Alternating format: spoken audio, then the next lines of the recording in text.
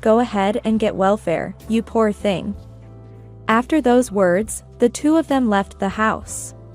I felt all the strength leave my body and slumped down on the spot. I couldn't help but remember what Greg had said earlier. "While you are indeed independent, I've always felt like my pride as a man has been hurt.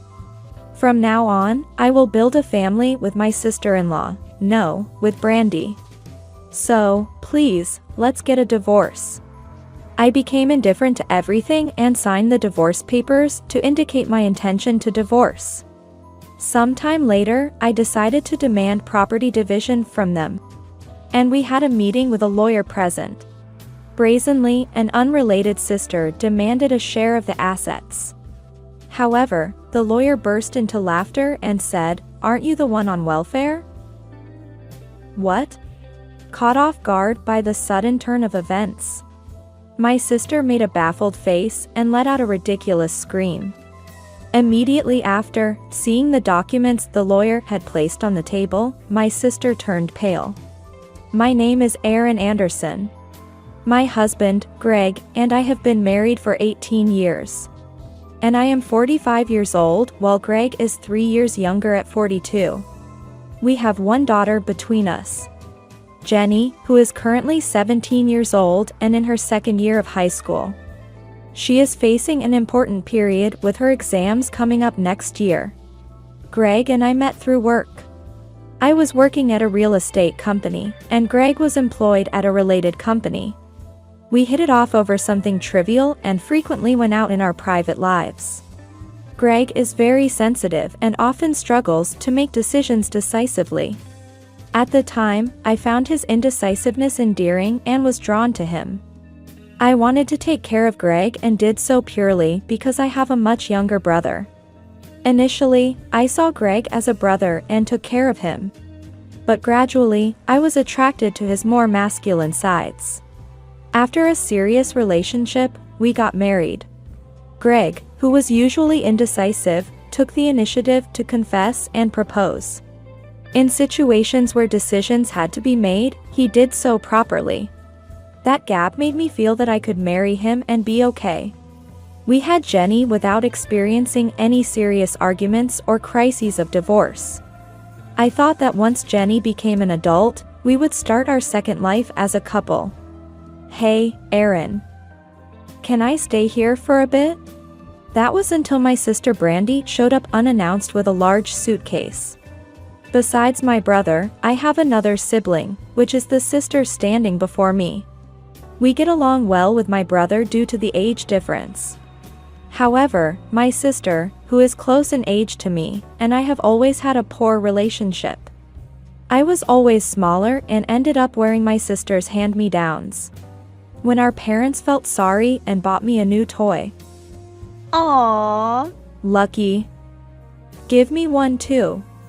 Saying that, my sister snatched the new doll I had received and replaced it with her old, worn-out doll. Her tyranny didn't stop there. Taking things was still on the cuter side.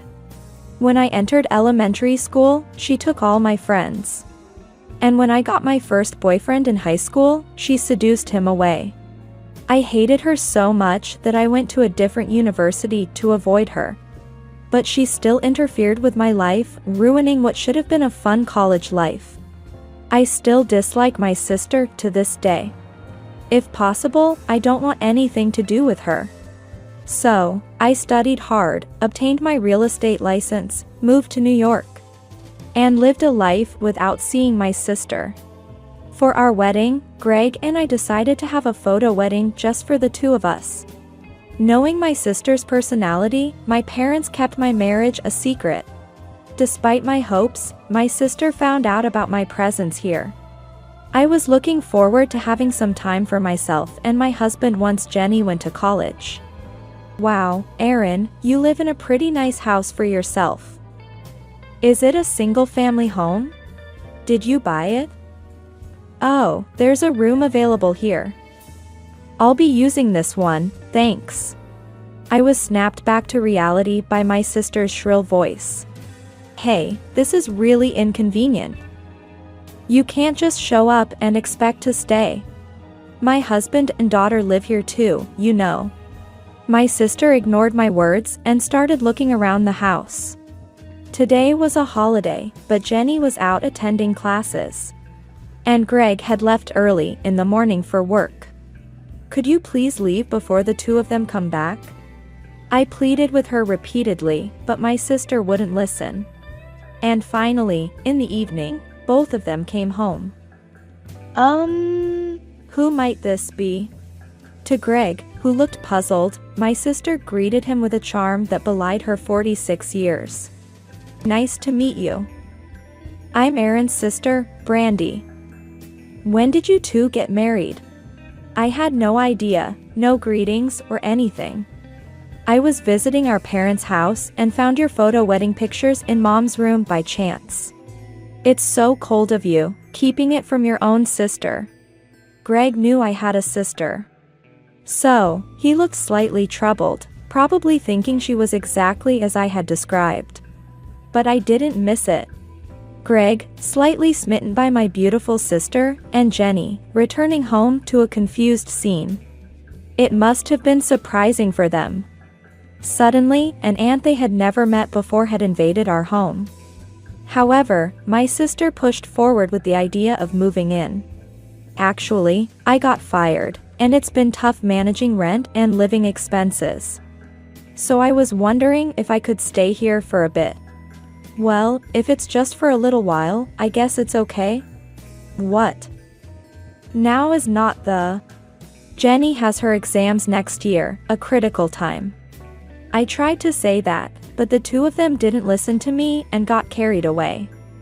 Actually, Erin told me about her sister. That's okay. Erin probably avoided talking about me.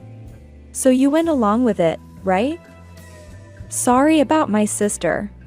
This marked the beginning of a tumultuous daily life. My sister demanded money without doing any chores and even started taking cash from my wallet. This all happened within just 1 week of her moving in. I had repeatedly warned her about this behavior, but she didn't listen. Hey, if you need money, at least tell me what you're buying or why you need it. Don't just take it from my wallet without asking. What? Why do I need to report to you what I'm buying? Because it's my money. If she was fired, I wished she would job hunt and leave our house quickly. However, it didn't seem like she was looking for a job, and recently, Greg and Brandy's schedules have been suspiciously overlapping. Greg claimed he was working overtime, but his salary never reflected any overtime pay. I confronted him about it. Your salary doesn't include overtime, does it? If you can't ask for overtime pay, should I ask on your behalf? What? Are you doubting me? I'm properly paid for my overtime, separate from my salary, so there's no issue. Greg, usually mild-mannered, raised his voice for the first time. This was shocking enough for me, as Greg wasn't someone who resorted to emotional arguments or sudden outbursts. From this point, I started to feel a crisis looming over our current lifestyle. My sister continued to laze around the house, costing more money than even Jenny consumed, leaving me with nothing but sighs. I discussed this matter with our parents. They apologized for their lack of oversight, which led to my sister finding out about my marriage and our home. But the fault wasn't with my parents. Despite the distance from my dear parents, I lived quietly with my husband and daughter. Yet my sister became obsessed enough to track down our home. She must have been preparing to find out where we lived the moment she discovered the photo wedding pictures Greg and I took. I'm sure she's thinking of taking my things and making me miserable again. I've even begun to doubt whether her claim of being fired is true. Perhaps she quit her job on purpose to freeload at our place and ruin my life. This began to seem like a possibility. If that's the case, I need to kick my sister out of the house as soon as possible. Hey, you said you got fired, but if you were enrolled in employment insurance, wouldn't you be eligible for unemployment benefits? I've always been working part-time, so I wasn't enrolled in anything like that. That's why I'm in trouble. I could have gone back to our parents' house. But I can't just make our elderly parents take care of me, right? So, as the independent sister, you should take responsibility. That's common sense.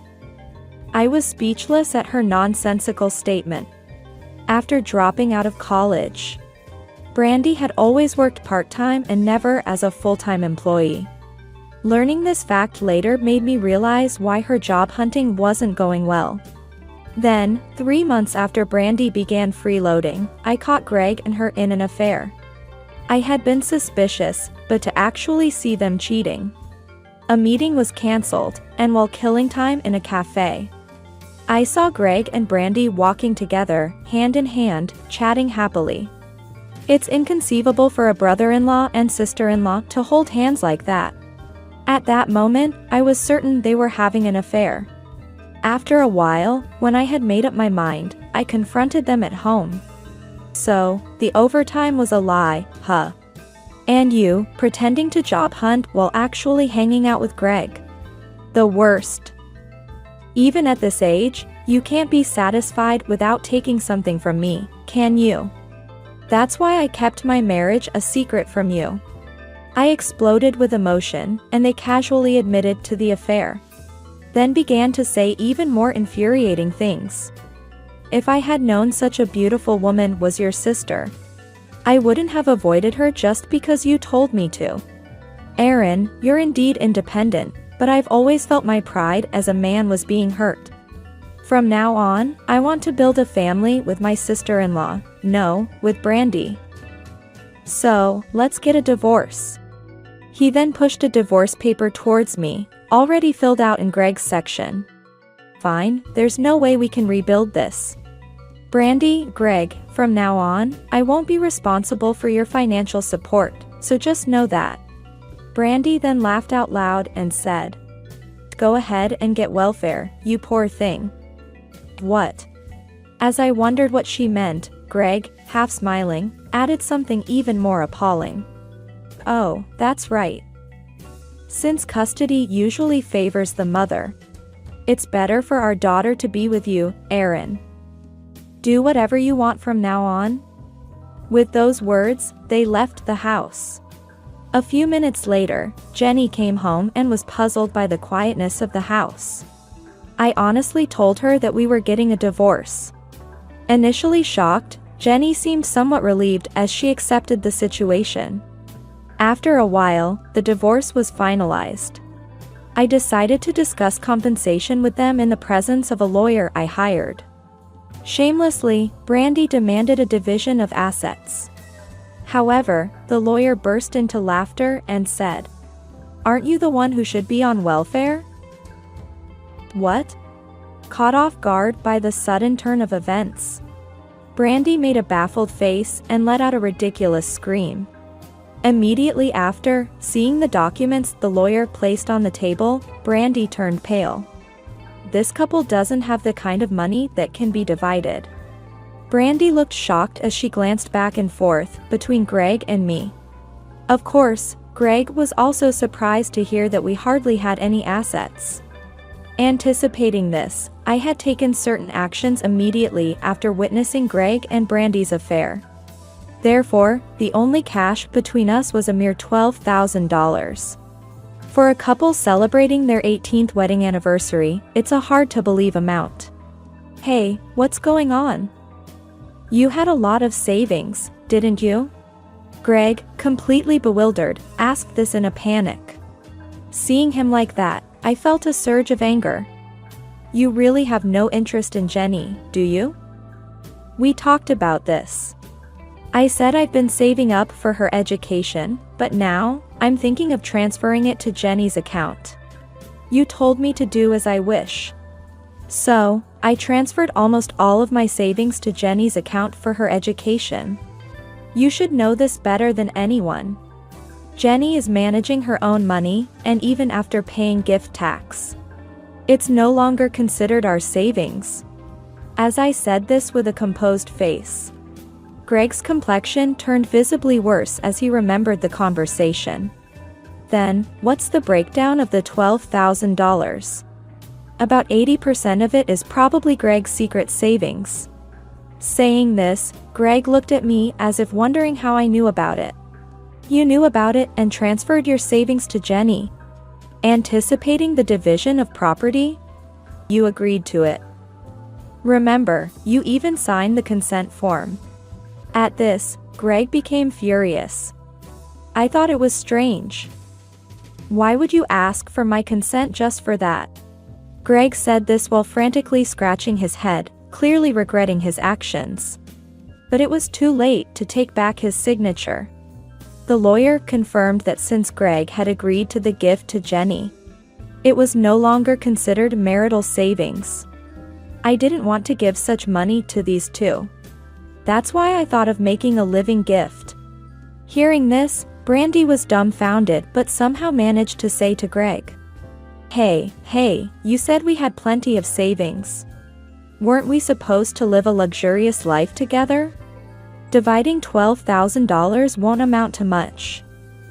Why didn't you realize Aaron's intentions sooner? Brandy reproached Greg, her face turning pale, but Greg avoided her gaze and kept silent. Greg had been earning little and had a considerable amount of student loans. So he hardly contributed to the living expenses after our marriage. However, this was agreed upon. When Greg mentioned it was difficult for him to contribute to living expenses, I said, All right, I'll manage all the living expenses. So, could you focus on saving money for our old age as much as possible? Thus, I had been covering all living expenses for over a decade. Greg thought he had been able to save at least $1,000 or more.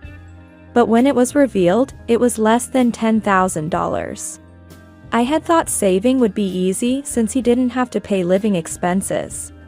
But Greg had been secretly squandering money.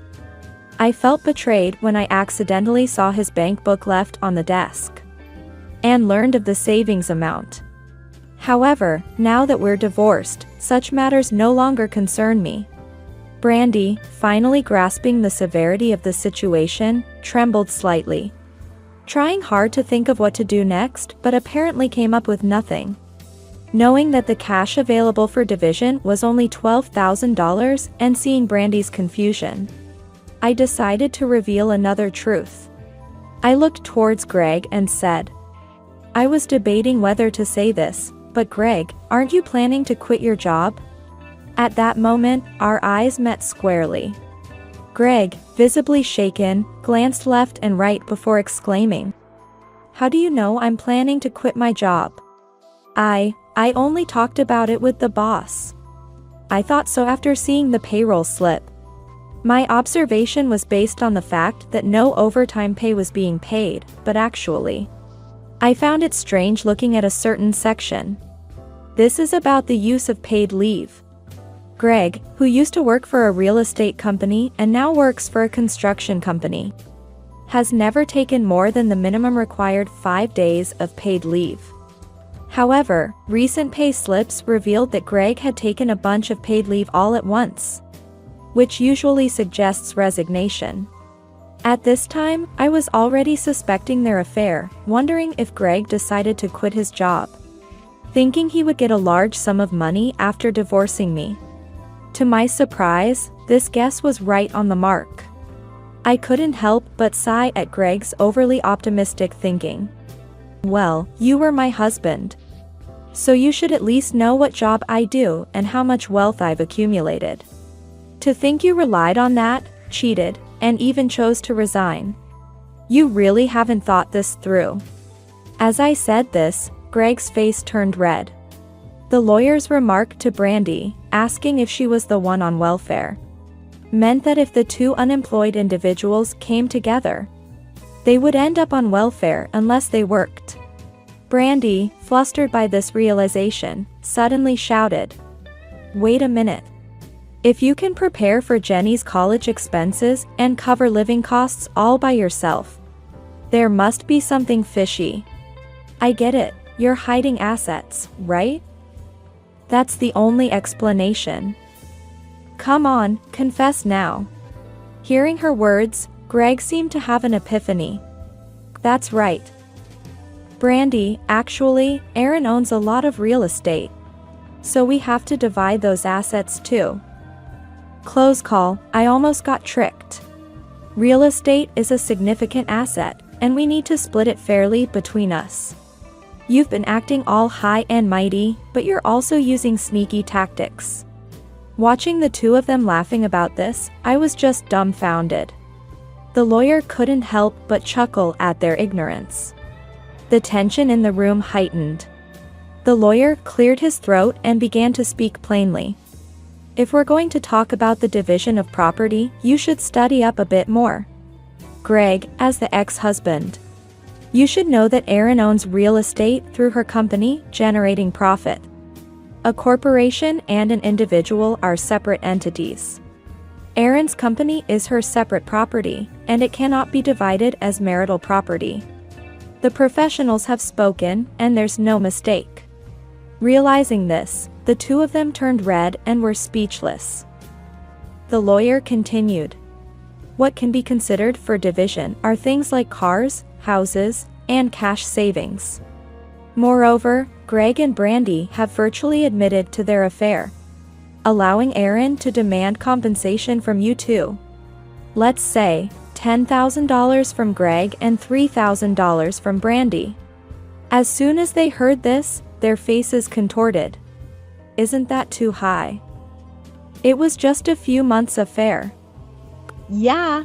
Isn't this normally not as much as $10,000? They seemed not to have expected such a turn of events and began making excuses. However, I immediately countered. Who decided that? The market is just a reference. Greg, you took leave to secretly date my sister, and she didn't even bother to properly job hunt. Instead, choosing to live off my money. The lawyer objectively assessed the situation and decided on this amount. What? Would you have preferred a higher amount? At that, they hastily shook their heads no. The discussion couldn't be concluded in just one day and was adjourned. But I felt a firm response. 2 weeks later, we convened again for discussions. Brandy, with a defiant attitude, said, "Give me the house and the regular car. Is that what you call compensatory property division? Then, give Greg's $12,000 to him, and I'll pay the remaining $1,000, okay?" Hearing such nonsensical demands, I was about to yell in anger but managed to control myself with reason, and slowly sorted out the situation. The house still had a mortgage and required maintenance regularly, so it would have some value if sold. The car was also relatively new, purchased just 5 years ago. Accepting my sister's proposal would mean a loss for me, which I absolutely did not want. Sister, did you even do the math? If you consider selling the house and car, you wouldn't say such things. Usually, it's not the cheating party, you guys, who should be making these demands, it's me. As I pondered how brazen they could be, Greg, sitting next to my sister, overlapped my words with his own, beginning to say something else. You own assets worth $170 million in the company, right? I don't care if you're some real estate mogul or whatever. But being so stingy with all that wealth is just insane. Caught off guard for a moment, I ended up laughing at their absurdity given the situation. Seeing me suddenly burst into laughter made the two of them freeze. After a good laugh, I returned to a serious expression.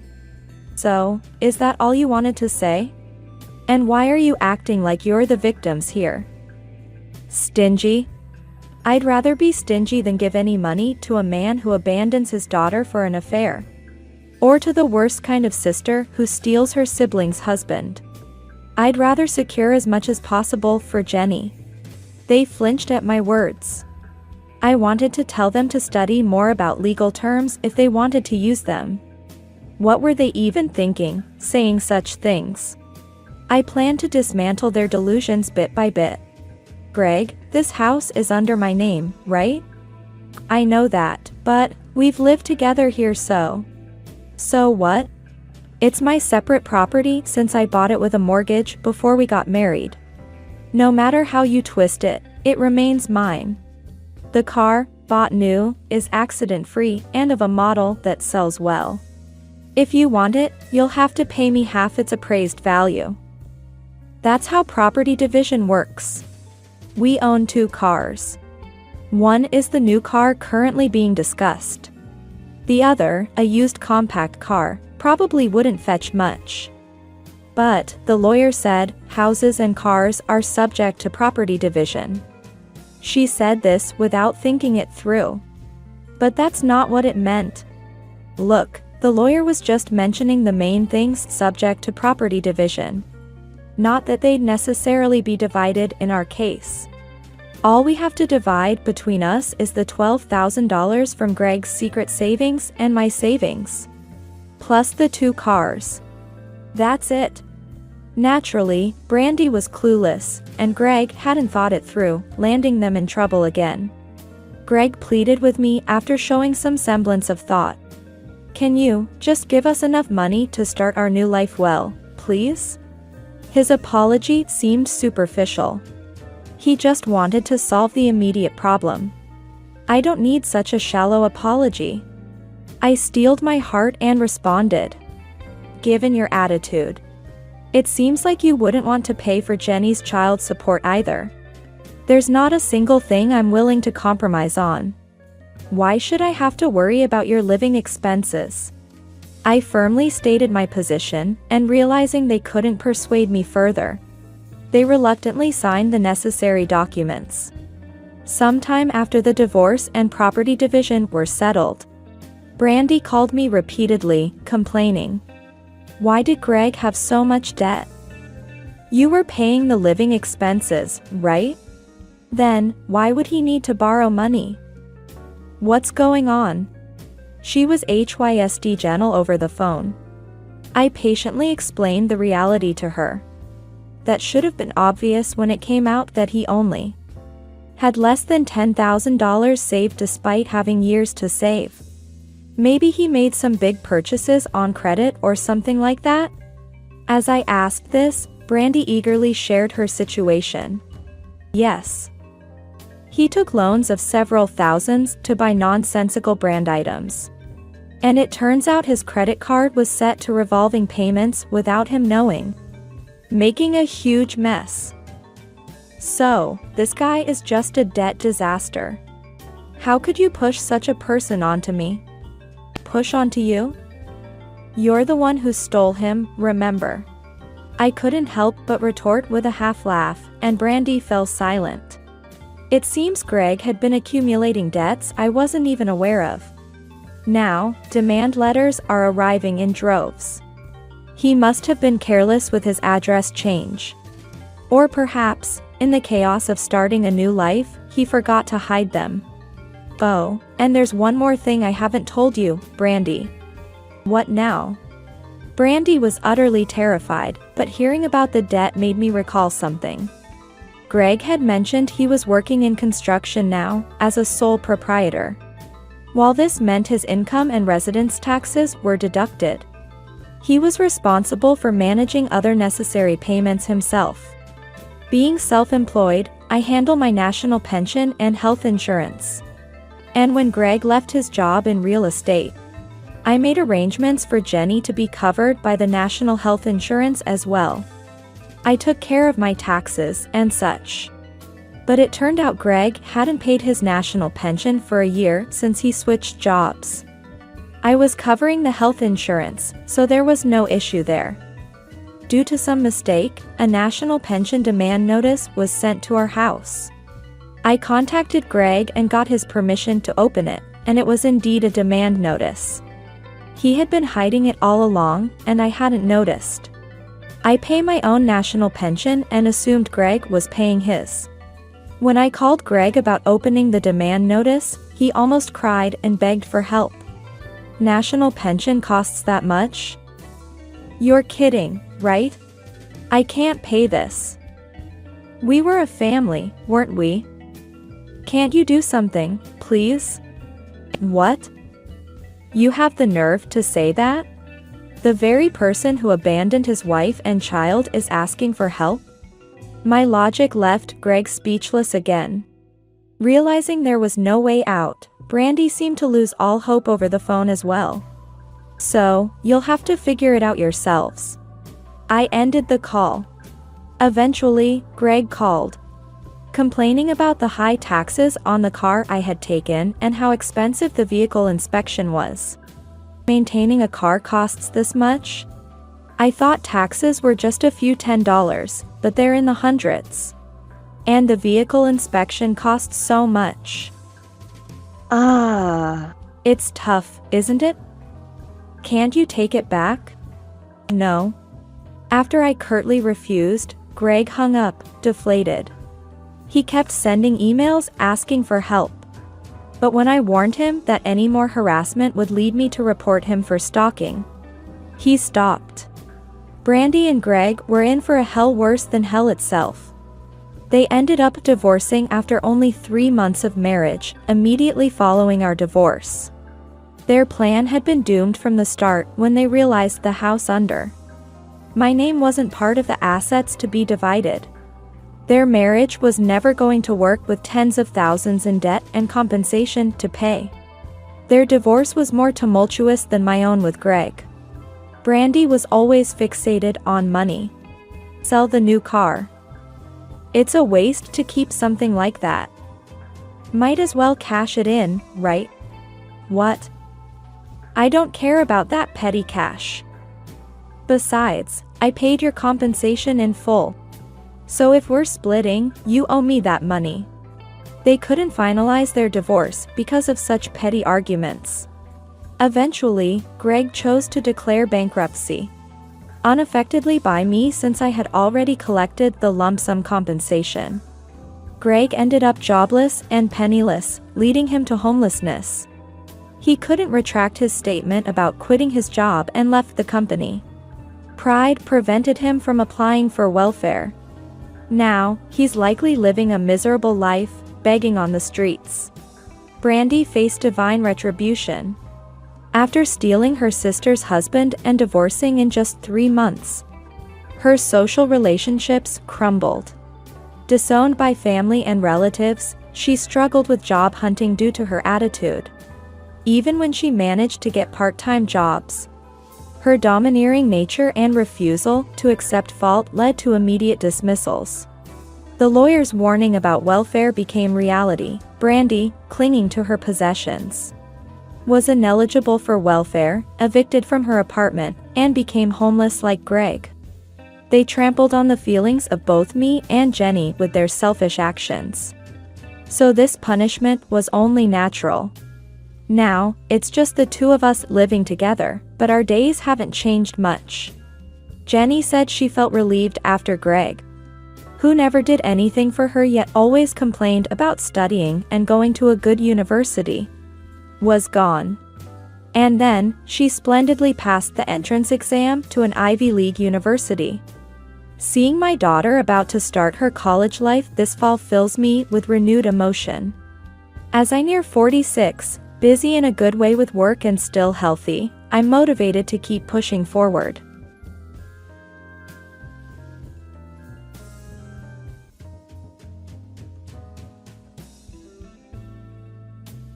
Have you ever heard of divorce papers being filed without consent? I had heard of it, but I always thought it was something that wouldn't concern me. Glad I divorced someone with no money and sick.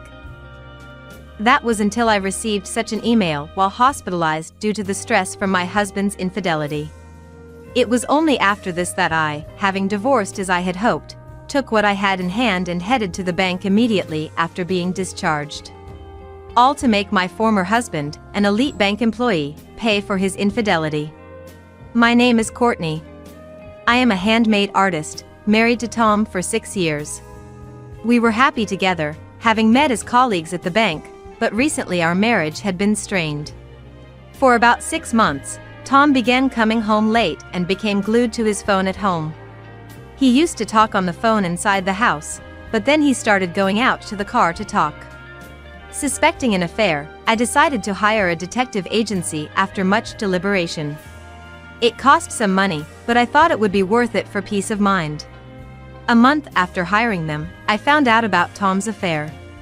His lover was a woman named Michelle, a teller at the same bank. From the report, it seemed she continued to approach Tom even knowing he was married. The report included photos of them entering a hotel, kissing on the street, and enjoying meals together. I couldn't give up on Tom. I believed his affair was just a moment of folly and that he would return to me. Wanting to be an even better wife, I changed my hairstyle, put on makeup, cooked with more effort, and always smiled. But all my efforts went unnoticed, and the days when Tom wouldn't touch his food increased, pushing me into deeper stress. I had resolved not to confront him, but seeing him leave the house happily on the phone every day made it impossible to hold back. "You seem busy lately, getting a lot of calls. Is work so demanding that you need to handle it even after you come home?" "Yeah. You quit the bank to marry me after working there for about 2 years, right? You might not understand, but it's a busy season now. It's easy for you, isn't it? No busy season, no earnings. Just a leisurely life as a handmade artist." Tom laughed at me in a way that seemed to mock me, and I was shocked by his behavior. The Tom I knew before would never have said such things about my work, nor would he have laughed at me through his nose. He used to praise the pieces I made and supported me through my late-night work sessions. "You don't have to say it like that. I might not be as busy as you, but I take my work seriously. I'm not living leisurely at all. I don't know how much you're earning, but it's definitely less than me, right? I'm paying half of everything: rent, utilities, living expenses, so you can live. It's tough being a woman with no earning power. You wouldn't survive if I divorced you. What kind of thing is that to say? I make enough to cover my share. But that's not the point right now. What? Do you want to divorce me?" Unable to control myself after hearing the word divorce from Tom, I started crying uncontrollably. Tom sighed, annoyed, and left the living room after telling me not to cry over every little thing. Tom's attitude towards me became even colder the next day. He completely ignored me, not even meeting my gaze. Despite the situation, I kept wondering how we could go back to being the happy couple we once were, putting immense stress on myself, leading to sleepless nights and spontaneous tears. Unable to bear it alone, I met with my high school friend Sophia for advice. Sophia, still single, was a successful career woman. I tearfully shared my feelings with her that I couldn't share with anyone else. "Tom is completely infatuated with that woman, Michelle. He comes home later and later. I don't know what to do anymore. Do you still love your husband, Courtney? Do you want to get back to how things were before?" Upon being asked by Sophia, I honestly expressed my feelings. "It's stupid, but I still love him. I don't want to give up, but everything is so hard." Just then, I started coughing violently and bent over. I've had asthma since before, and it had worsened due to the stress from my relationship with Tom. I took out my inhaler, but I was coughing so much that I couldn't inhale at all. The relentless coughing made me suffer unbearably. Unable to remain seated, I collapsed onto the floor. "Courtney. Courtney, are you okay? Please, someone call an ambulance." Sophia called out to me desperately, but I couldn't respond and lost consciousness. When I woke up, I was in a hospital bed. "Courtney. Thank goodness you're awake. Are you okay? Can you understand me?" When I looked toward the voice, I saw Sophia with tears in her eyes. Attempting to speak cautiously, I managed to utter, "Thanks." Despite coughing, expressing my gratitude with just a single word. Sophia nodded while crying and immediately pressed the nurse call button to summon a nurse. Then, the attending doctor arrived and explained that due to the severity of my asthma symptoms, I would need to be hospitalized for about a week. With nothing prepared for a sudden hospitalization, Sophia bought me a hospital admission set from the shop and filled out the necessary paperwork. I tried to inform my husband about my hospitalization, but couldn't reach him. Sophia tried calling Tom's cell phone, but he didn't answer. Considering contacting my workplace, I hesitated, fearing their reaction. Eventually, Sophia helped me draft an email, which she sent on my behalf. Sophia stayed until the end of visiting hours and then left. I drifted in and out of sleep due to the medication, constantly checking for any messages from Tom. The first message from him came at 1 a.m. "If you're hospitalized, there's nothing I can do. I'm busy with work, so I won't visit you." Upon reading that email, I felt truly sad, hurt, and miserable. It wasn't just that Tom said he couldn't come because he was busy, but that he wouldn't come at all, which made it clear to me that he no longer had any love for me. I thought I shouldn't cry, but tears came uncontrollably, beyond my will. I didn't reply to the email and just cried until morning. 2 days passed. Tom didn't visit, but Sophia diligently showed her face after work. "That's great. You look a bit better. Are you able to eat? I brought your favorite novel." How much Sophia's lively visits and smiles saved me, I can't thank her enough. "Thank you. I'm feeling quite good today. My cough has settled down a lot. The doctor said he'd consider discharging me in about 2 more days." Sophia was really happy and planned for us to go out and eat something healthy after my discharge. As Sophia and I were discussing where to go, I received an email notification. "Glad I divorced a broke sick person." Reading the email from Tom over and over, I couldn't understand its meaning and just froze with my phone in hand, my heart racing and my mind in turmoil. "You don't earn much, do you? Falling sick without doing any serious work? Don't make me laugh. Wife lottery, a big failure. So, I've filed for divorce. Take care." Seeing the follow-up email, I laughed unconsciously. It felt like a farce. Getting divorced by Tom while hospitalized for asthma. Tears came along with laughter, and I found myself crying and laughing. Seeing me like that, Sophia shook my shoulders in a panic. "What? Courtney, what happened? Are you okay? Hey. Hey." I handed my phone to Sophia, showing her the emails from Tom. Reading the message, Sophia's face turned red with anger. "Look, Courtney, I know you love your husband, and I didn't want to say anything, but maybe it's time to let go?"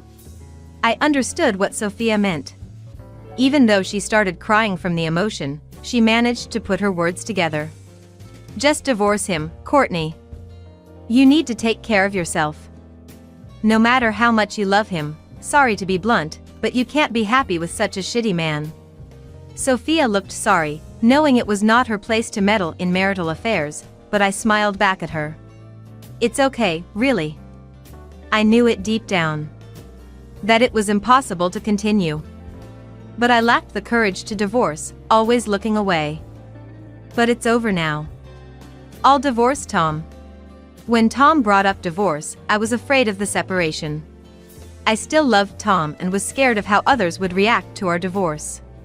But once I made the decision myself, the fear of divorcing somehow disappeared. I think it's because I could finally think, "Enough, let's give up. That's the way to go. Let's do it. Let's enjoy being single again together." Yeah. I feel so much better. Thank you, Sophia. Having you here, I'm really grateful. Courtney, you're my precious friend, of course. Wait, but how did he manage to file for divorce? Where's your signature? Sophia's anger flared up again when I explained. When we got married, we prepared divorce papers, just in case. It was silly, but we agreed to try to talk through anything and overcome any crisis as a couple. Well, that didn't work out, did it? I could laugh about it, but Sophia didn't seem amused and sighed in disbelief. I see. So, he just pulled those out, filled in his part, and submitted them. It might not be a forgery, but it's still appalling. I was afraid of being divorced by Tom in such a state, so I had hidden them in the room. He probably found them and submitted them. Now, I'm actually glad he did it. I couldn't decide to divorce Tom because I still loved him, but now it's different. As Tom's feelings for me have vanished, so have mine for him. I'm not foolish enough to keep loving someone who does this to me. Tom still sent one-sided messages. You probably don't have any property, and I don't want to give you any of my money, so we're not dividing any assets. The house is in my name, so get out. I'm being kind by giving you until the end of the month. I don't want to bump into you, so I won't return until after the month is over. Make sure you clean the room before you leave. Honestly, at this point, I was in a "what is this guy even thinking?" state, and the sheer selfishness made me laugh again. I showed the email to Sophia, laughing. Look, Sophia. Now I've lost the house too. What should I do? Going back to my parents is too far. I had no intention of staying in that house, and there were my valuable handmade parts to consider. Transporting them would probably fill an entire room. The right size, security, rent. Could I find a perfect place that quickly? While I was pondering, Sophia smiled. Have you forgotten where your best friend works? Don't worry, dear customer. I'll find the perfect room for you. Sorry, I really forgot. That's right. Sophia, please help me. I thanked Sophia. Sophia works in real estate, a pro at finding places. I decided to leave everything to her, a capable woman. Sophia then brought various property listings to my hospital bed, spreading them out and explaining them to me until my discharge. We managed to find a place close to my preferences, which was a relief. Since I needed certain documents I couldn't get until after discharge, I decided to stay at Sophia's place in the meantime. I'm really sorry. I keep causing you trouble. It's okay. I have good sales, right? I've been here second longest after the manager. Sorry, rental agreements take time because there's a lot of paperwork and an inspection process. You can stay at my place as long as you need until everything is settled. Thank you so much. If there's anything I can do, just let me know. Just take care of yourself for now. Let's take it easy. So, how have things been? Any more contact from your ex-husband? No, not a single word from him. After all, we're strangers now. I do get messages from people from our bank days, though. Apparently, I was branded as a terrible wife. It seems that my ex-husband, Tom, had reported our divorce at his workplace and blamed me for it. He told people I didn't do housework, didn't contribute financially to the household, yet splurged on my hobbies. He said that any attempt at discussion would end with me getting hysterical and uncontrollable. It's laughable at this point. Who does he think he is to say that? I'd love to remind him who was the one cheating. Sophia seemed to have reached a point where all she could do was laugh. So, what's your plan? You're not going to let this end here, are you, Courtney? What are you going to do? Grinning mischievously, Sophia looked at me, and I couldn't help but smile back. There was no way I was going to let this end here. Tom had his turn doing whatever he pleased, but now it's my turn. Of course. I have no intention of holding back against a man without sincerity and a woman who meddles with a married man. I have quite a few things in mind, so look forward to it. Just you wait, both of you. Enjoy your peaceful newlywed life while you can. I had already started planning my revenge against the two of them. 2 days after my successful discharge, Sophia drove me straight to the bank where my ex-husband Tom and his new wife Michelle were. Upon entering the bank, I saw Tom in the back. It had been a while since I last saw him. About a month and a half had passed since I was hospitalized and he filed for divorce. I thought I would be furious seeing him, but I wasn't. Then, looking for Michelle at the counter, there she was, sitting there with a composed face although she had taken my husband away. I took a number and waited for my turn. Fortunately, I was called to Michelle's counter. She greeted me with a "Welcome." And I responded with a smile. "Hello. I'm sorry to bother you, but I'd like to cancel a bank account. Certainly. Is it just one account you wish to cancel? Here we go. I took a deep breath and projected my voice. No, not just one. I'm here to cancel accounts for all 800 employees of my company. The counter buzzed with whispers at my declaration. Tom looked over, shocked at what he saw.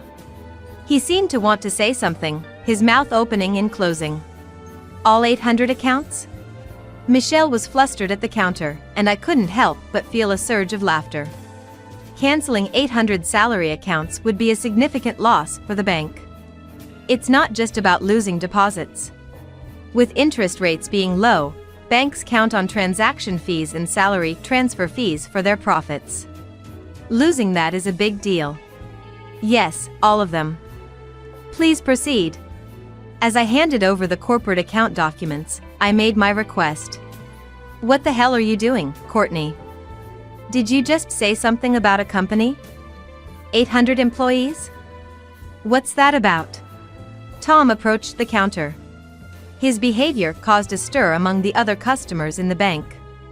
Oh, long time no see. How have you been? What do you mean? It's exactly as I said. I've been a company president. Even when I was married to you. It's a handmade business, so I'm both an artist and a president. I spoke the truth at the counter. You're a president? What? I didn't know that. You never said anything about that when we were married, did you? No, I didn't say. You used to mock me for being a failing handmade artist, right? I earn more than you do. I didn't want to hurt your pride, so I kept it to myself. Michelle, who had no idea who I was, looked at me in shock. She whispered softly, wondering if I was really the person she thought I was. Hello. I'm his ex-wife. Please proceed with the cancellation quickly. Tom and Michelle were frozen, not knowing how to react to the unexpected situation. Then, I heard a familiar voice. Ms. Courtney. It's been a while, you seem well. There stood Mr. Johnson, my boss before I married Tom. He was a strict person, and many of my peers found him difficult, but I liked him. He was as strict with himself as he was with others. When I got married to Tom, he tearfully wished me happiness. Mr. Johnson. It's been too long. You look well too. For a moment, I forgot why I was there, happy to see Mr. Johnson. Yes, I'm doing well. Tom told me about the divorce, and I've been worried about you. It seems you've been through a lot. How about we talk in the back room while we wait? Of course, these two and I will be there. Glancing at Tom and Michelle, Mr. Johnson's gaze was sharp. It was probably about my divorce and Tom's remarriage to Michelle. Their faces, which were red a moment ago, turned pale. They seemed to be having a busy day, changing colors like that. I don't mind at all. I'd love to catch up with Mr. Johnson. Great. Let's go to the reception room on the 3rd floor. You two, come along. We headed to the 3rd floor where the customer reception room was located. Mr. Johnson opened the door for us, and we entered and took our seats. It's really been a long time, Mr. Johnson. I feel regret for meeting under these circumstances.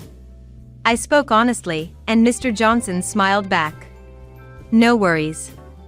I was surprised by the situation, but I'm glad to see you're doing well. I was shocked to hear about the divorce from him, and even more so about his quick remarriage. Mr. Johnson glanced at Michelle and continued. And I don't believe the divorce was your fault, as he claimed. Wait a minute, Mr. Johnson. Are you implying that we're to blame? Is that not the case? If I'm wrong, I apologize. But you see, I've taught her about work for several years. She was always organized, the most meticulous when it came to cleaning, and if I recall correctly, she used to bring homemade lunches every day, right? As Mr. Johnson asked me this, I was honestly surprised. It was years ago, but the fact that he remembered these details so precisely made me feel appreciated for my efforts. Not doing housework, not contributing financially to the household but spending on hobbies, and becoming hysterical during discussions. That's what you've been spreading around as the reason for divorce, but Courtney is not like that. Hearing Mr. Johnson defend me so firmly brought tears to my eyes. It felt overwhelming to have someone who understood. But that's the truth. You only know her from a work perspective. And you might suspect we had an inappropriate relationship, but that's not true. Yes, that's right. I never cheated. I just couldn't stand seeing Tom so down after his divorce, and while I was cheering him up, he proposed. The two of them laid out such blatant lies in front of Mr. Johnson. Michelle even argued her point with tears, like a tragic heroine. Ridiculous. I was the one who was hurt. I took out a document about the thickness of a notebook from my bag. Would you like to see this, Mr. Johnson? You too can look as well. Oh, but perhaps there's no need. You're probably well aware of what's in it. I handed over the investigation report from the detective agency to Mr. Johnson. He took it while smoothly dodging Michelle's attempt to grab it with a scream. Sit down and be quiet. At Mr. Johnson's stern command, Michelle shrieked and clung to Tom. What is this? You said your wife was too stupid to notice anything. This is not what you told me. Michelle, it's not like that. She really is stupid. I never thought she would do something like this. Calling people stupid too much, aren't you? Just as I was about to retort, Mr. Johnson's furious shout exploded. The idiots here are you two. Cheating on your wife, Tom, and you, Michelle, getting involved with a married man. Playing the victim? You two are the offenders, and Courtney is the victim. Thank you for saying everything I wanted to say. It feels refreshing. But may I add something? Of course. Say it. I won't stop you. Grateful for Mr. Johnson's strong support, I felt empowered. He nodded at me vigorously and began reading the report with intense focus, his frown deepening. You called me stupid, but do you think a stupid person can run a company? It turns out you were the one with the lesser income. How much was your salary again? It's $100,000. That's plenty. Tom was so proud of his $100,000 salary, which seemed hilarious to me. Michelle nodded along, seemingly proud as well. Is that so? Well, it's not bad. But mine is $400,000. I have 800 employees, and it's only our 4th year in business. The handmade business you looked down on? I started a company with my friends. $400,000. $400,000. Tom and Michelle's faces were priceless. The information that the person they underestimated was actually a company president earning $400,000 was too much for them. Yes. Business is booming, so we're planning to hire more staff. I thought it would be beneficial to have our employee accounts with your bank, but there's no need to be considerate anymore. So, I'm canceling them all. Wait. Just wait a minute. If you cancel, the bank's deposits will decrease, and having salary accounts means potential for housing mortgages and such. It's a big loss for the bank if you cancel. It seems he forgot that I used to be a bank employee. The basic knowledge that any bank employee would have, he's making it sound like a revelation. Yes, I'm aware. It's basic knowledge for a bank employee, isn't it? Are you underestimating me? Why should I be considerate of an ex-husband who cheated and filed for divorce while his wife was hospitalized with asthma? And these two seem to forget something crucial. I made sure to remind them. And, you had an affair within the bank? Do you really think you can continue on the elite path as if nothing happened? You too, Michelle.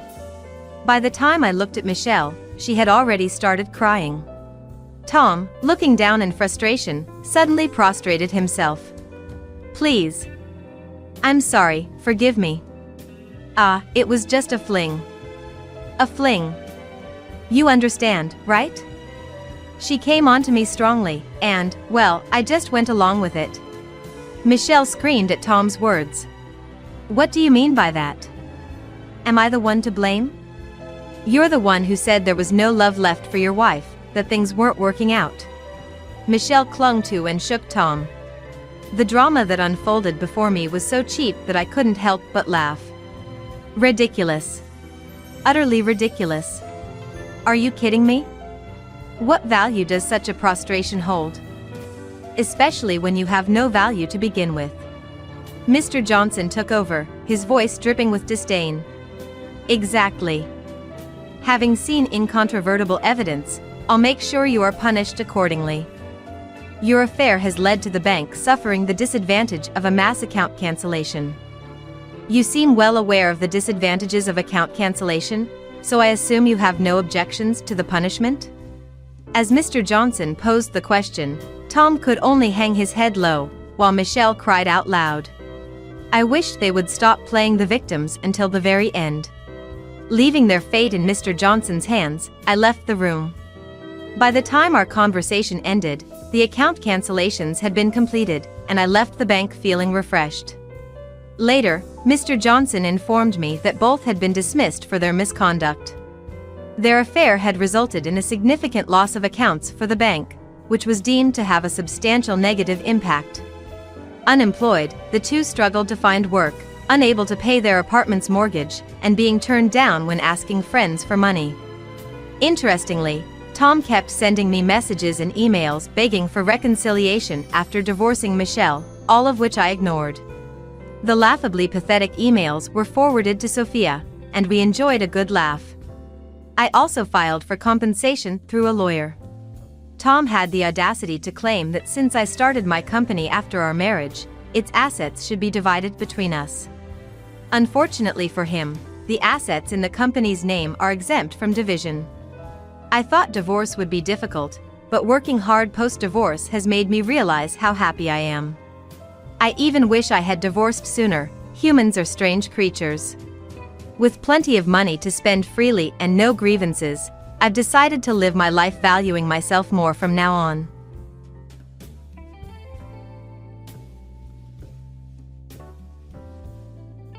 Well, considering your father-in-law was a director at a major company, I'm just curious about how much inheritance he might have left behind. John tried to cover up his curiosity.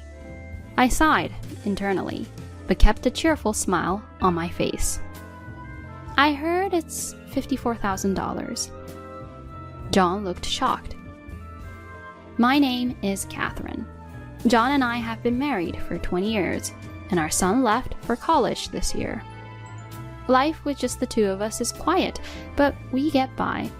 On weekends, John joins his colleagues for futsal and is out practicing all day. I work part-time, and on my days off I indulge in gardening or attend yoga with my friends. Even though we do different things, I think we're a typical couple for our age. However, something terrible happened in our peaceful life as a couple. It started with a message I received from a friend who attends yoga with me. And in the message, a photo was attached. I'm at the station now, but isn't this your husband, Catherine? I hesitated, but when I opened the photo, even from a distance, I could clearly tell it was John. He was walking hand in hand with another woman. My heart was beating loudly. Could John be cheating? He said he was going for futsal practice in preparation for tomorrow's match, but was that a lie?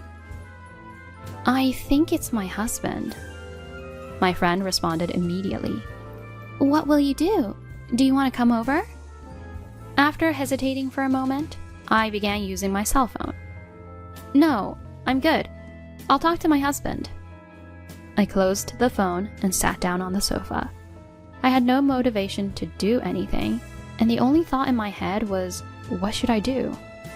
I could ask John, but I was afraid to.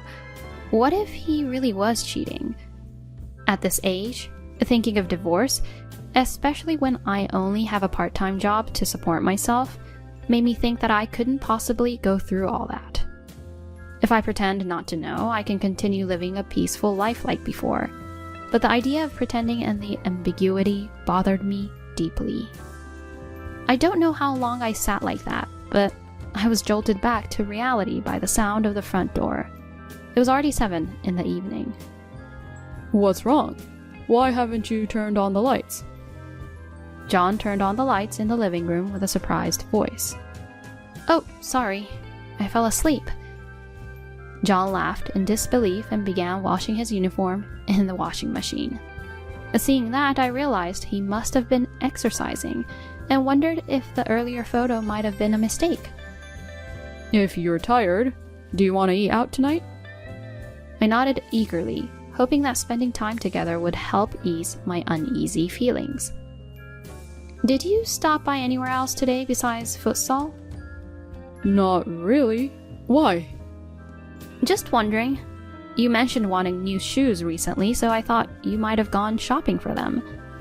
Oh, I haven't bought them yet. With that, our conversation ended. But the John in front of me seemed just like how he has been as usual.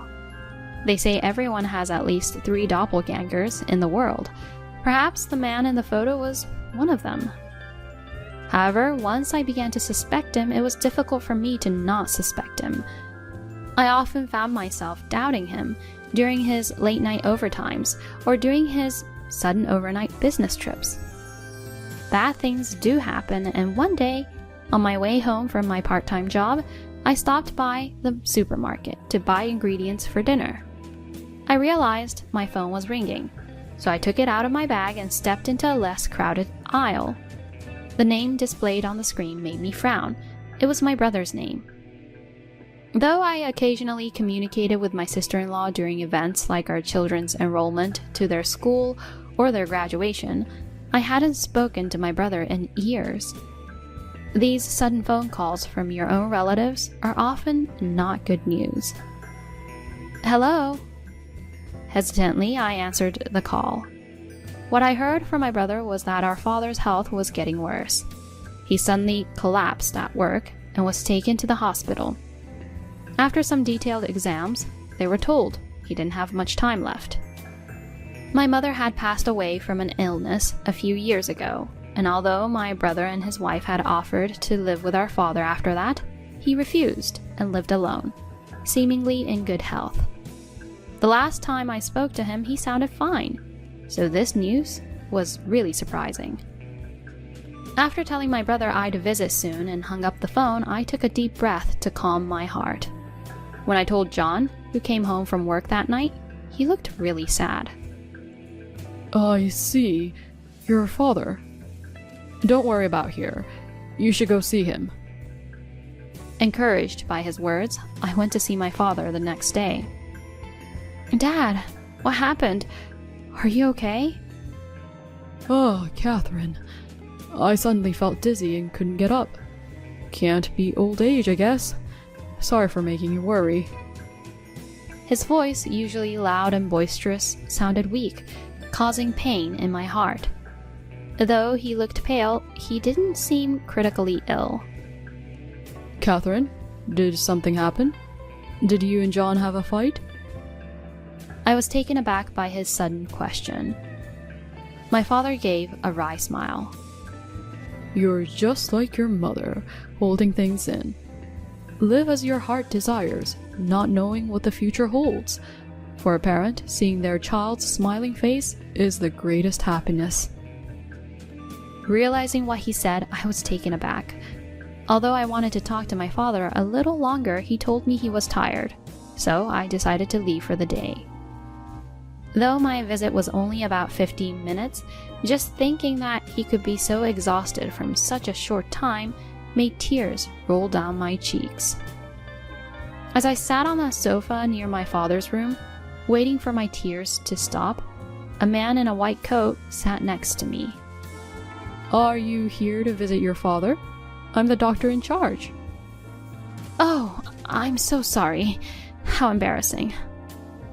I quickly took out a handkerchief to wipe away my tears. Taking a closer look at the doctor, he seemed to be around my age, with a kind face that made me feel at ease. It's all right. It must have been a shock for you. Do you have any questions? With his encouragement, I started to ask various questions about my father's condition and what to expect in the future. Despite repeating the same questions multiple times, he never looked annoyed and explained everything in detail until a nurse came saying, "Sir, we need you." Thanks to him, even though I still felt sad, my heart was somewhat at ease. After returning home, recalling my conversation with my father, I decided to call a friend who had sent me the photo. I wanted to discuss the suspicions I had about my husband's affair. "I've been worried I might have done something unnecessary by telling you that. I'm sorry for causing you pain." "No, I'm glad you told me. I've finally come to terms with John's suspected affair, but I have no idea what to do," I confessed, and my friend, chuckling, shared some advice. "Actually, my husband is a lawyer. He said there are many clients consulting him about divorces due to affairs. I'll ask him for advice." Hearing this, I felt comforted knowing I wasn't the only one struggling. My friend immediately took action, telling me it's best to gather evidence of the affair and that I could use a private detective agency to do so. She even recommended a few agencies and offered to go with me if I felt anxious, making me realize how invaluable true friends are. From then on, between visiting my father and working part-time, my days were quite busy.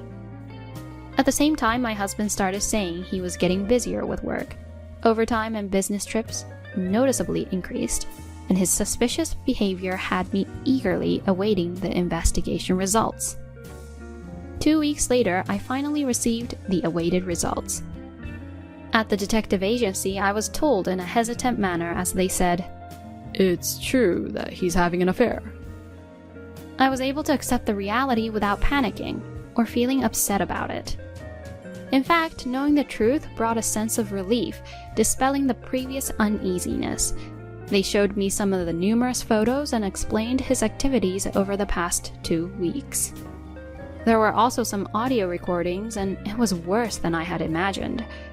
To begin with, his futsal games are only once a week, always in the morning for just 2 hours. The other employees always head home right away after the games, since they have families waiting at home. He spent all of his remaining time with his mistress. At times, she would even wait for him at a diner near the futsal court. He deliberately washed his jersey he falsely claimed he used at the game to ensure his lie wasn't caught. All his claims of overtime and business trips were lies, made up just to spend time with her. The most shocking audio recording revealed him discussing with his mistress about getting a divorce with me once he inherits his money, predicting his father-in-law passing away in a month or so. They also already discussed pre-booking an apartment near the train station. It seemed that his recent busyness was related to preparing for their new life together, making reservations for furniture and appliances. They even planned a premarital trip next month. All this left me feeling dizzy. The fact that my husband was eagerly waiting for my father to pass away destroyed any remaining love or affection I had for him. My only feeling was the increasing desire to divorce him. I paid a significant amount to the detective agency, took all the data, and decided to leave it to my friend to keep it safe.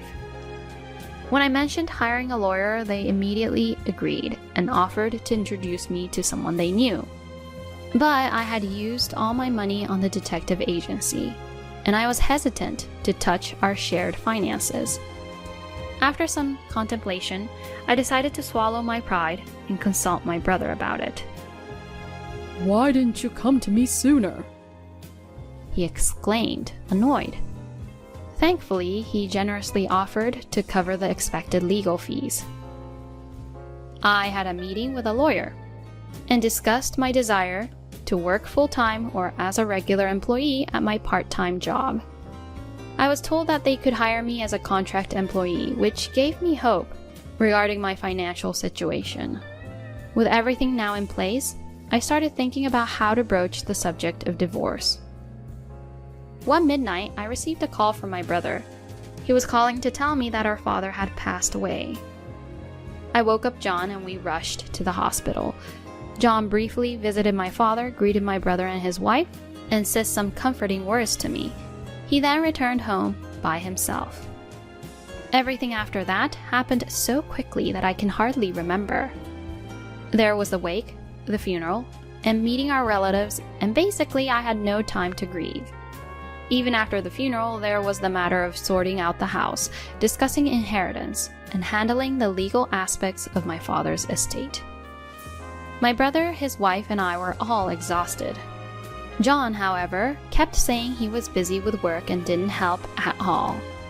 Despite my father having just passed away, John went out to play futsal on the weekend. My brother and his wife were visibly frustrated, but they knew about my intention to divorce him and refrained from saying anything. With so much going on, I had to postpone the divorce. It wasn't until about 6 months later that things took a major turn. Finally, all procedures related to my father were completed, and the inheritance amount was confirmed. By the way, has your father's inheritance come through yet? It's scheduled to be transferred tomorrow. Why do you ask? Well, your father was a director of a major company. I was just curious about how much inheritance he'd leave behind. John tried to sound casual, but I sighed internally.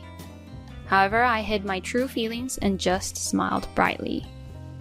I heard it's about $54,000. That much?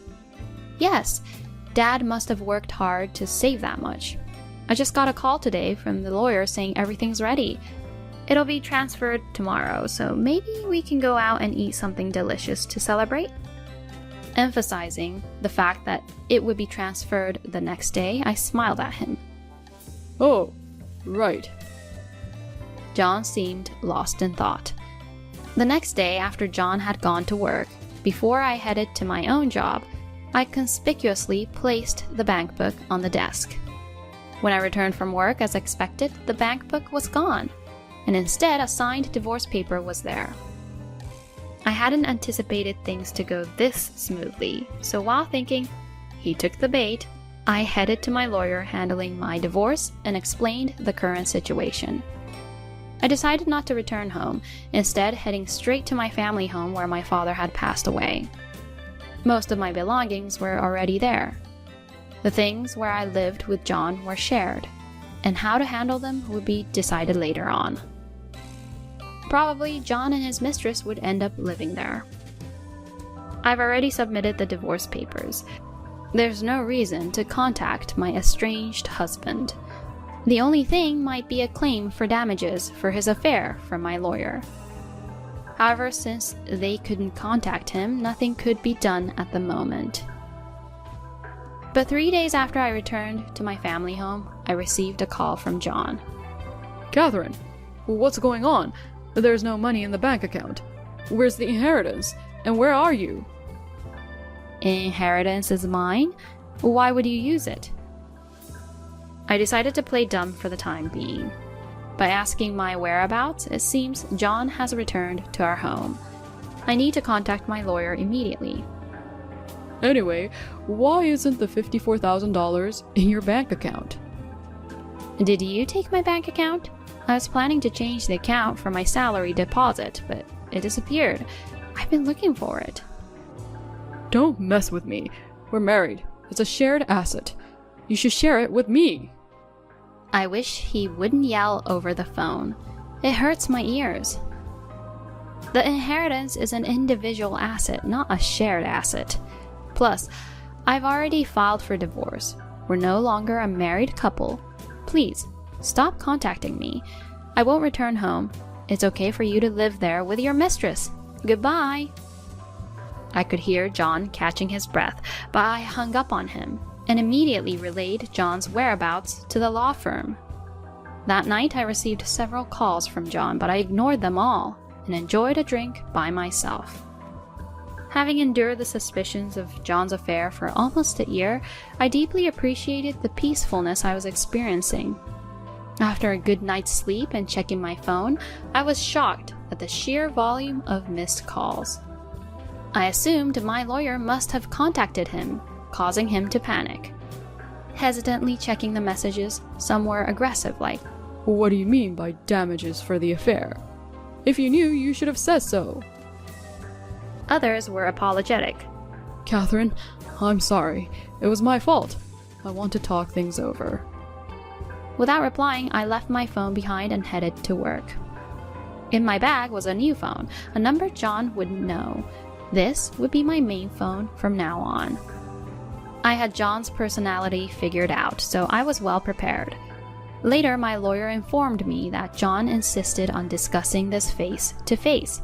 So I decided it was time for a face-to-face confrontation. I expected this and felt it was better to settle matters swiftly. I chose a family restaurant with semi-private booths for our discussion to avoid any public attention. As expected, John and his mistress arrived on time. Seeing John after a month, he looked somewhat tired. Was it just my imagination? I had seen photos of his mistress, but it was my first time seeing her in person. She had her hair up in a bun and wore casual clothes. Her youthful face made me think she was a student, but I knew from my investigation that she was 25 and worked at a cake shop. I couldn't comprehend what such a cute girl saw in a 50-year-old man. Catherine, what's going on? There's no inheritance and now a claim for damages? I'm completely lost. Both my lawyer and I couldn't help but chuckle at John's words. The inheritance is what my father left for me. John, you have no right to it. As for the damages, it's because our divorce is due to your affair, and you two owe compensation for the pain you two caused me. It's not about the affair. It's due to our incompatible personalities. Besides, it wasn't you who brought up the divorce. I did. So the affair doesn't matter. Hearing such nonsense makes me want to pull my hair out. I knew he wasn't the brightest, but I didn't expect him to lack basic common sense to this extent. The one at fault can't initiate the divorce. It's not about who brings it up first. It's about you having an affair. If that's true, you understand that you're in the wrong, right? Also, I'll be demanding compensation from her too. What? Why me? Despite her cute appearance, she sounded very defiant and sharp. Is that true? John looked at the lawyer as if he was clinging on to hope. Unfortunately, it is true. You said I'd be getting money. I wasn't told I'd have to pay. I'm going home, and since I'm divorcing you, this has nothing to do with me. As she raised her voice, she grabbed her bag and stormed out of the restaurant. It was embarrassing as other customers turned to look at our table. We know where she works, so it'll be fine, the lawyer said with a reassuring smile, causing John's face to go pale. Perhaps he realized he couldn't escape. You know, that girl is quite headstrong. She used to be a good girl when we were having an affair. She was always smiling around me and would cry, saying she'd miss me when it was time for me to leave. Even though he was talking about their affair, I didn't know how to react. After we started living together, her cooking wasn't great. She constantly wanted new bags or clothes. It was cute at first, but being married to her was not what I expected. Even though they'd only been remarried for about a month, complaints about her started pouring out of John's mouth. I've realized something. I've always been comparing her to you, Catherine. You're skilled at housework, great at cooking, and you always waited for me to come home without a single complaint. So, would you consider giving us another chance? I was left in disbelief, and I couldn't keep my mouth shut. I never anticipated this turn of events, and even the lawyer seemed too stunned to speak. There's no way. Come on, I'll change, I promise. I'll never cheat again. You cheated on me while using the excuse of being busy at work, didn't you? How can I believe anything you say? John lowered his head, repeating, I want to start over. You said you were busy with work when my father was dying. He was in a critical condition for about a month, but you never visited him, even once. Even though I was having a difficult time, you were cheating. After he passed away, were you just waiting for the inheritance? I noticed our drawer being opened several times where we'd put our bank book in. You probably planned to leave once the inheritance came in, right? With the divorce papers already filled out? As I listed each fact, John began to tremble. He probably never thought he'd get caught. You had a reservation to buy a nice apartment already, right? But unfortunately, since you didn't get the inheritance, you had to cancel. I assume the old house we lived in must have been unbearable for her. How did you know? I have plenty of evidence. Are you thinking that if we get remarried, you won't have to pay the compensation? With that, John got silent. I must have gotten him, huh? Realizing he was only after my money made me really sad and disappointed. If there's nothing more to discuss, I'm leaving. Wait, John grabbed my arm as I tried to leave. Catherine, you're the most important thing to me. Please, I beg you, let's start over. John's eyes were filled with tears. I'll never betray you again, and I'll do all the chores. Please, come back to me. Unable to contain his emotions, John began to sob, uncontrollably. Come on, don't make a scene. Aren't you and your mistress newlyweds? Why don't you two sort things out? Let's just move on with our separate lives. Turns out she's been cheating on me. She seems to have married me for my money. Without money, I'm just an old man. Seeing my ex-husband crumbling to the floor, crying, was undeniably pathetic, but I felt no obligation to comfort him. People seemed to have heard our conversation, and it was painfully embarrassing to witness everyone whispering about John. Leaving my crying ex-husband behind, I picked up the bill, and my lawyer and I left. Later, as the two of them adamantly refused to pay compensation, I consulted with John's parents over the phone. Having little interaction with the rather shy in-laws who lived far away, this was my first call to them since thanking them for attending my father's funeral. To my surprise, I discovered John hadn't told his parents about our divorce or his remarriage to his mistress. This revelation left his parents in shock, with my ex-mother-in-law being bedridden from the strain. Give us some time. We're not sure what to do, was their unsure response, making it clear I couldn't rely on them. However, the next day, my father-in-law brought his brother to confront John. His brother, compared to John, was a lively, talkative, and cheerful man. John had often grumbled to me about how intimidating he was during family gatherings. Whatever transpired, his strong-willed brother made John agree to the compensation payment. Then his brother decided John would be taken back to the countryside. Tearfully, my father-in-law informed me of this decision. Since both in-laws were over 80 and had no income, they promised John would work at a factory owned by a relative nearby and pay me the compensation.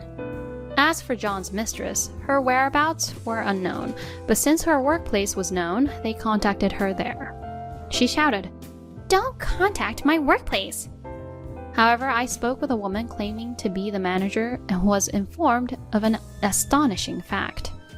It seems that the person John was referring to when he said, "She's cheating on me," was the husband of the store manager, and she was apparently preparing to sue them.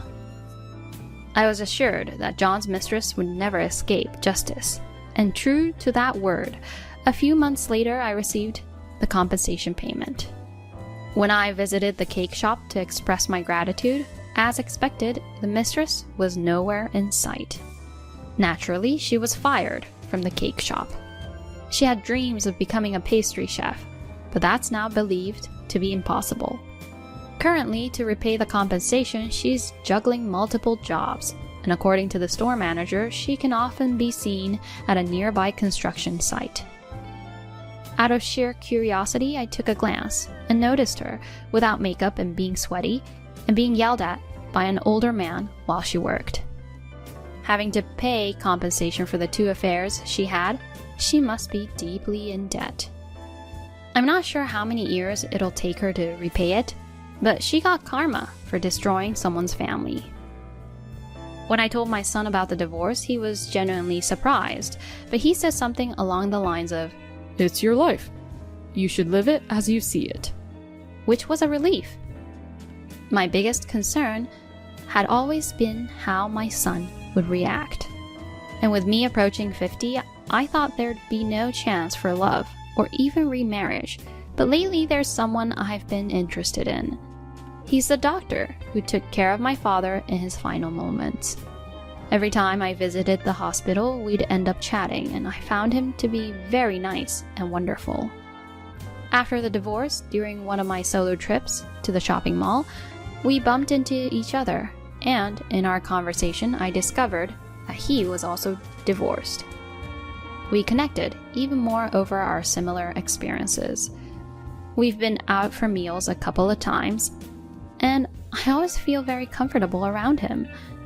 I don't know what the future holds, but I still hope and strive for happiness in my life.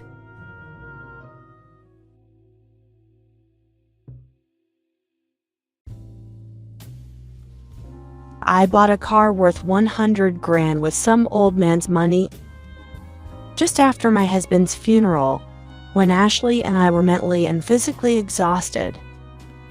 Julia said this with glee. David was happily looking at the contract Julia had brought. Whose money are you talking about? What on earth is going on? I couldn't help but raise my voice in frustration. Despite the fact that Ashley and I were mourning the loss of my husband, our eldest son and his wife seemed not only unbothered but even pleased. The insurance money will be deposited, right? Plus, there should be an inheritance. Out of Julia's bag came, unbelievably, my husband's bank book. Seeing that, I burst into laughter. What's so funny? You're planning to use that to buy. I feel sorry for you, because that bank book, my words, spoken between gasps of laughter, turned the faces of the eldest son and his wife pale. My name is Amanda Simpson. I was married to Chris and blessed with 2 children. Our eldest daughter Ashley and our eldest son David. Chris's family has been a line of doctors for generations. Both my father-in-law and mother-in-law have medical licenses. Chris has also been working hard since childhood to become a doctor. Drawn to Chris's hard-working and admirable character, which I got to know through a friend's introduction, we became a couple. Seeing Chris's dedication, our daughter Ashley also decided to pursue a career in medicine. Although Ashley wasn't necessarily academically gifted, she was diligent every day. As her mother, I was there to witness her efforts up close. I didn't force her to become a doctor. However, Chris was really pleased when she decided to become one by her own will. Mom, I got an A rating for the medical university. When she got an A rating from her dream university in high school, I couldn't help but shed tears at her success. No, it's not an acceptance yet. I still have to work hard without letting my guard down. I was genuinely happy to see her grow up to be such a kind and resilient person.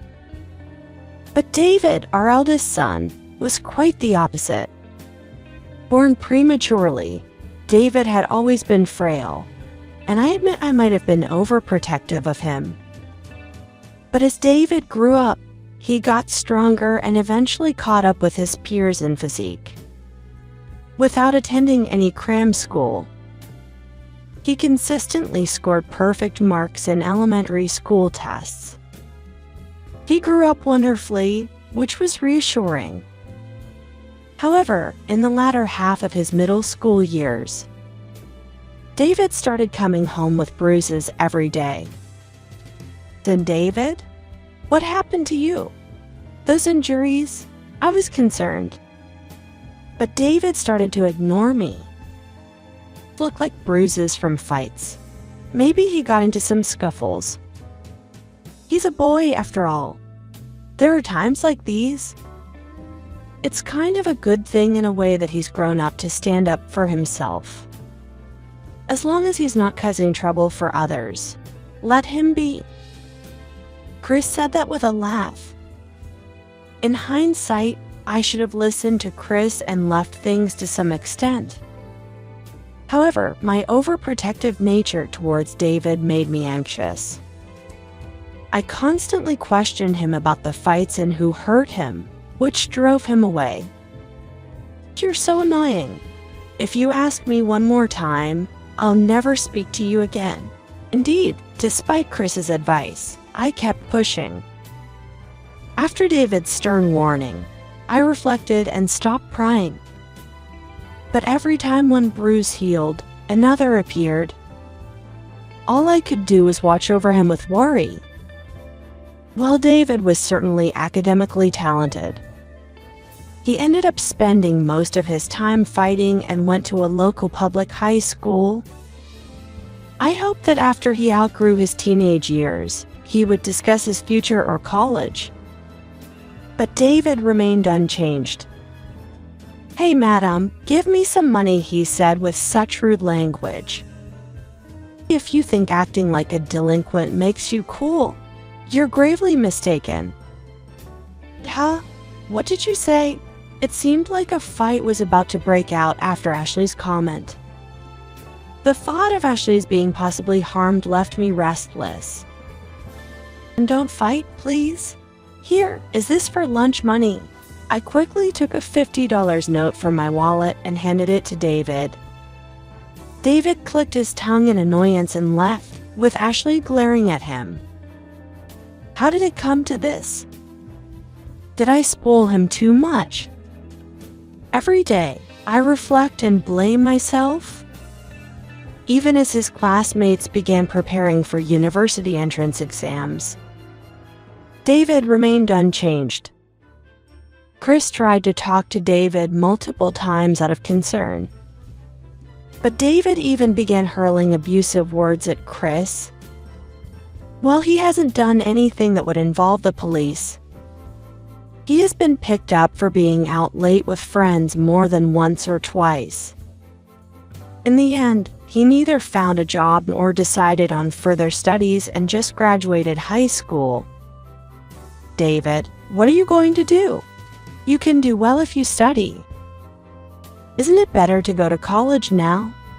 I'm not saying you should become a doctor, but you should get a job. David wouldn't even meet my eyes when I said this. However, a year later, David, who had been jobless and staying at home, approached me. Hey, I thought he might be asking for money again. But when I turned to look at him, David said, I'm having a kid. I'm getting married. I was left speechless from the shock. David continued, but I'll start working. Can my wife and I live here?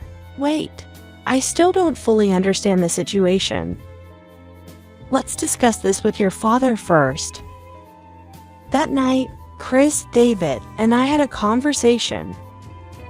We as parents came to terms with David's decision to work and his determination to welcome a child and wife. We decided to accept this new family. On the day we were to meet her, Chris, Ashley, and I waited at home. David had gone to fetch her. He's late, isn't he? However, even after the promised time of 1 o'clock, the two hadn't shown up. We worried that they might have had an accident. We tried reaching out, but couldn't get in touch. Contrary to our anxiety, the two casually appeared just before 3 o'clock. We're back. Wow, this place is massive. It's like a mansion. Oh, nice to meet you. I'm Julia. I was taken aback by the woman David had brought home. Despite claiming to be pregnant, she wore high heels, a short skirt that seemed chilly, and had long, shimmering, pointed nails. In her hand was a plastic bag from a baby goods store. And she greeted us with those surprising words. Nice to meet you. I'm David's mother. Really? You're prettier than what David described. Nice to meet you, Amanda. Her behavior lacked any semblance of manners, and I was simply stunned. Where's my room? No, we haven't decided yet. Okay, I'll just leave the baby stuff in the living room then. With that, Julia entered the house and headed to the living room. She then greeted Chris and Ashley with the same casual tone. The checkout line was so long. Sorry for being late. You all waited, right? Returning to the living room, Julia addressed me. Chris, Ashley, and I could only exchange glances without saying a word. Huh? Are you all nervous? Just relax, okay? Chill out. We were simply astounded by her words. We thought today was just a greeting, but Julia came in, placed a ton of luggage in the living room, and acted like she owned the place. Afterwards, I greeted Julia again. She's 22 years old. Apparently, she works part-time at a bar.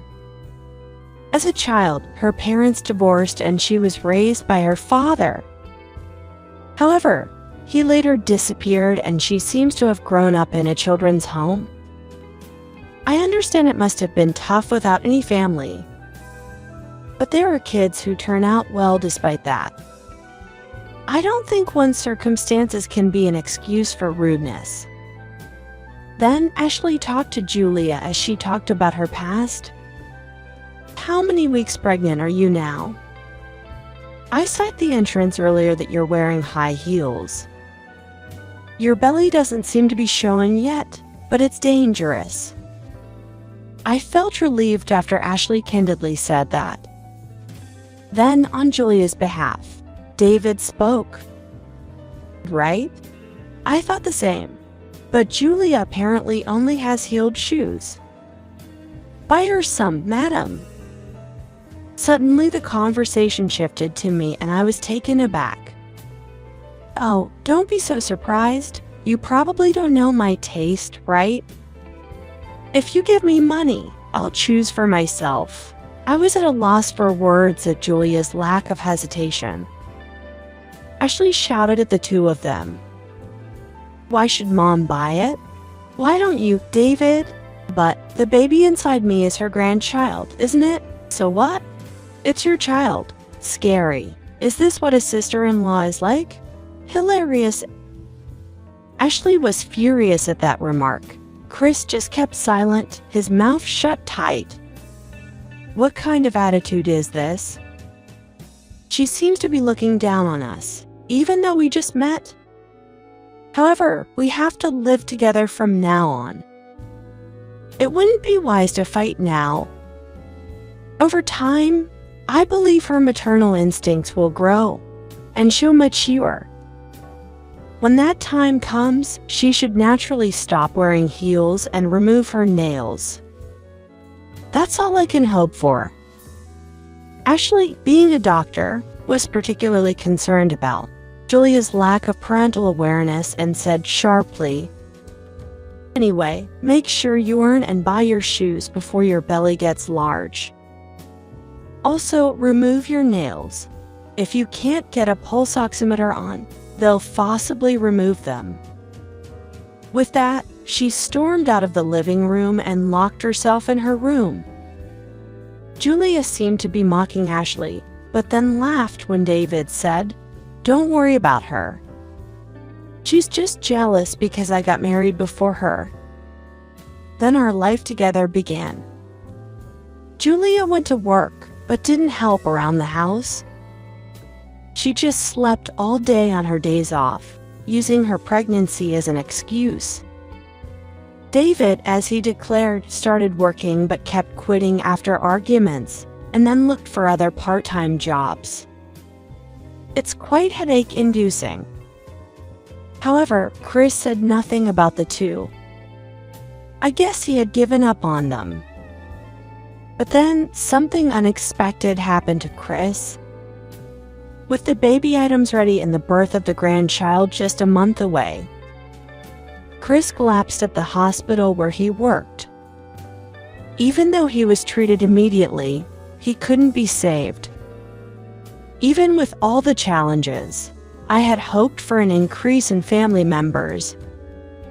But I never imagined parting with Chris before that.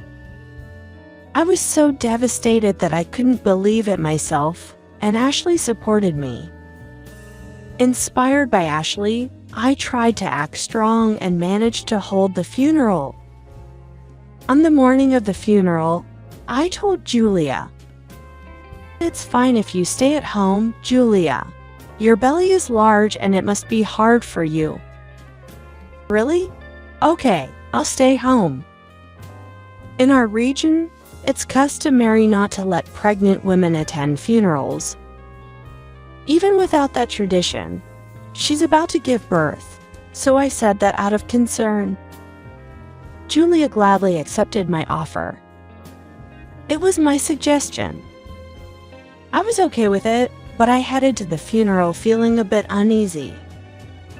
David, who arrived late, seemed worried about Julia and was texting her. I did warn him once, but the baby could come at any time. I decided to let it slide except during the funeral. After the funeral, when I got home, I was exhausted both mentally and physically. In the living room, Ashley and I were discussing dinner in a daze. Julia came down from the second floor and handed some documents to David. "Tired, huh? Did your old man make it to heaven?"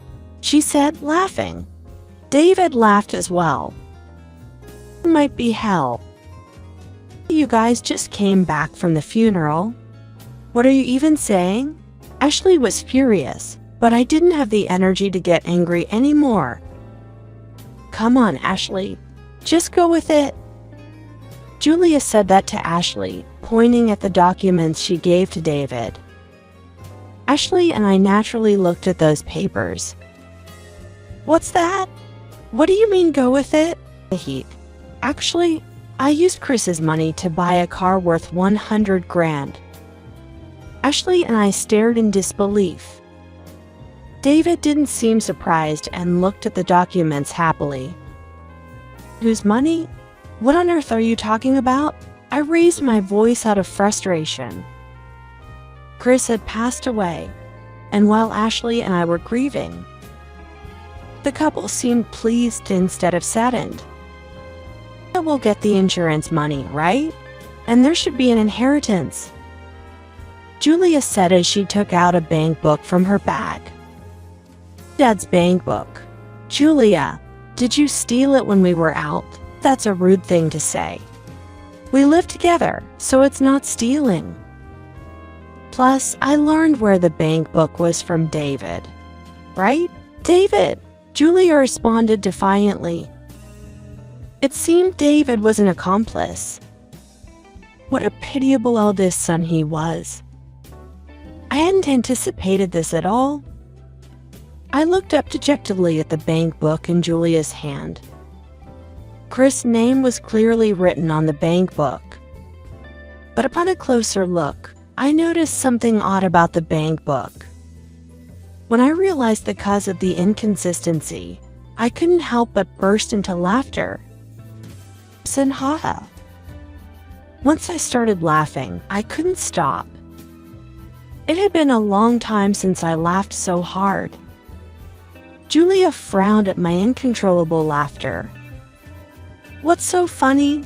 Have you lost your mind, madam?" David hurled insults at me, but I wasn't even mad anymore. All this time, I thought David was smart, but I was wrong. I felt sorry for the foolish couple. "Let's see, you wanted to buy a car, right? Have you signed the contract? Are you going to use that money? I feel sorry for you. Did you see the balance in that bank book?" Upon hearing my words, David hastily took the bank book from Julia and opened it. "What the hell? There's only $3 in here." "What?" The couple looked at the bank book in shock. Yes, that bank book was set for closure and the balance had already been withdrawn. This is a joke. There's supposed to be an inheritance. Where is it? And the insurance money should be deposited too. David was furious, and Julie echoed him. Yes, there's an inheritance, and there's insurance money. Both of my parents-in-law passed away early. And Chris had a lot of inherited and accumulated assets. Notably, Chris wasn't just a doctor but also owned several hospitals. His total assets amounted to $11 million. However, those were assets he had built, not things he owned. But most of his assets have been donated and are now gone. The medical fees he received from patients, he wanted to use them to help other patients. What? Didn't you know? He made a large donation, and it was in the newspapers. Hearing this, David began to tremble. He never showed interest in family matters and didn't read the newspaper. So his ignorance wasn't surprising. Moreover, the remaining money is managed in an online bank. I can't access it until we complete the inheritance procedures anyway. What about the insurance money? When will it be deposited? Julia, in a rush, grabs the bank book and approaches me. Ashley, who was standing next to me, began to laugh. Don't you know? Insurance money is not deposited into the account of the deceased, but to the beneficiary's account. It'll be transferred to my account and my mother's. Hearing this, Julia's bank book slipped from her hands. David looked dumbfounded. Ashley and I exchanged glances and laughed. What am I going to do now? I've already signed contracts. I added so many options. And they told me I can't cancel? Mom, please, just this once, lend me some money. David knelt beside the distraught Julia. It had been so long since he called me Mom. It felt unfamiliar, as if a stranger was asking for a favor. I don't know. Figure it out yourselves. I pushed them away coldly. Today, I couldn't forgive the actions of my eldest son and his wife. I'm sure Chris felt the same. Mom, you must be tired. Let's go to bed. Yes, I'm not in the mood for dinner either.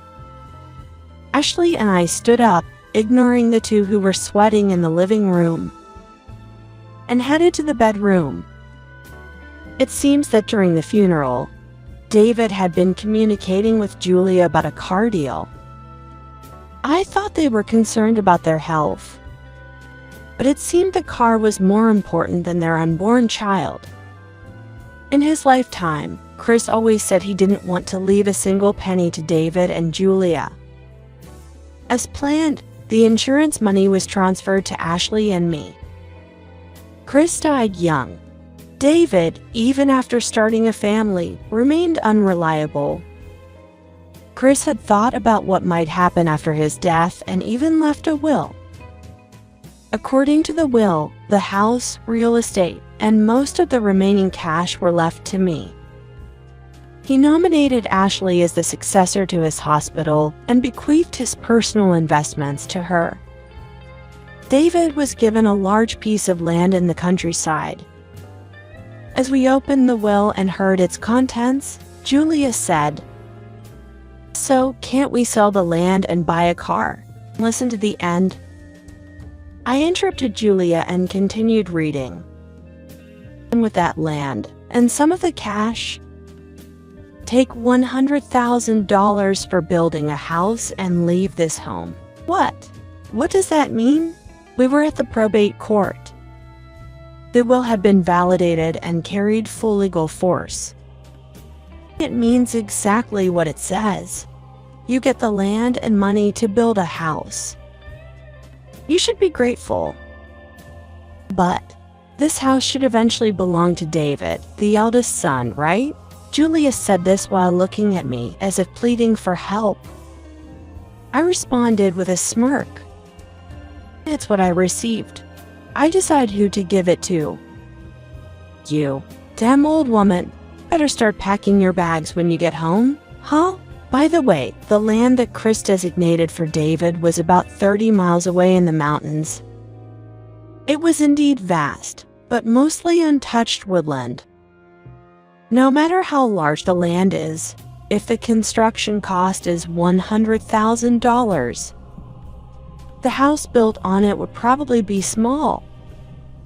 I bet David and Julia, who likely had nothing, would have made a fuss about the inheritance.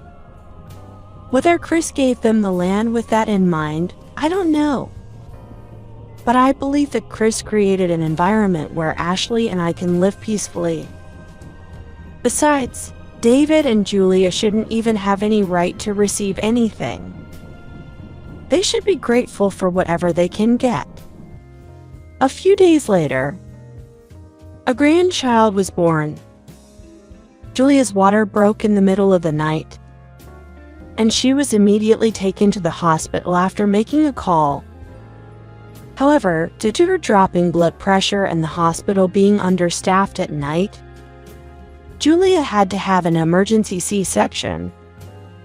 She had been repeatedly told by Ashley to remove her nail extensions, but she didn't listen.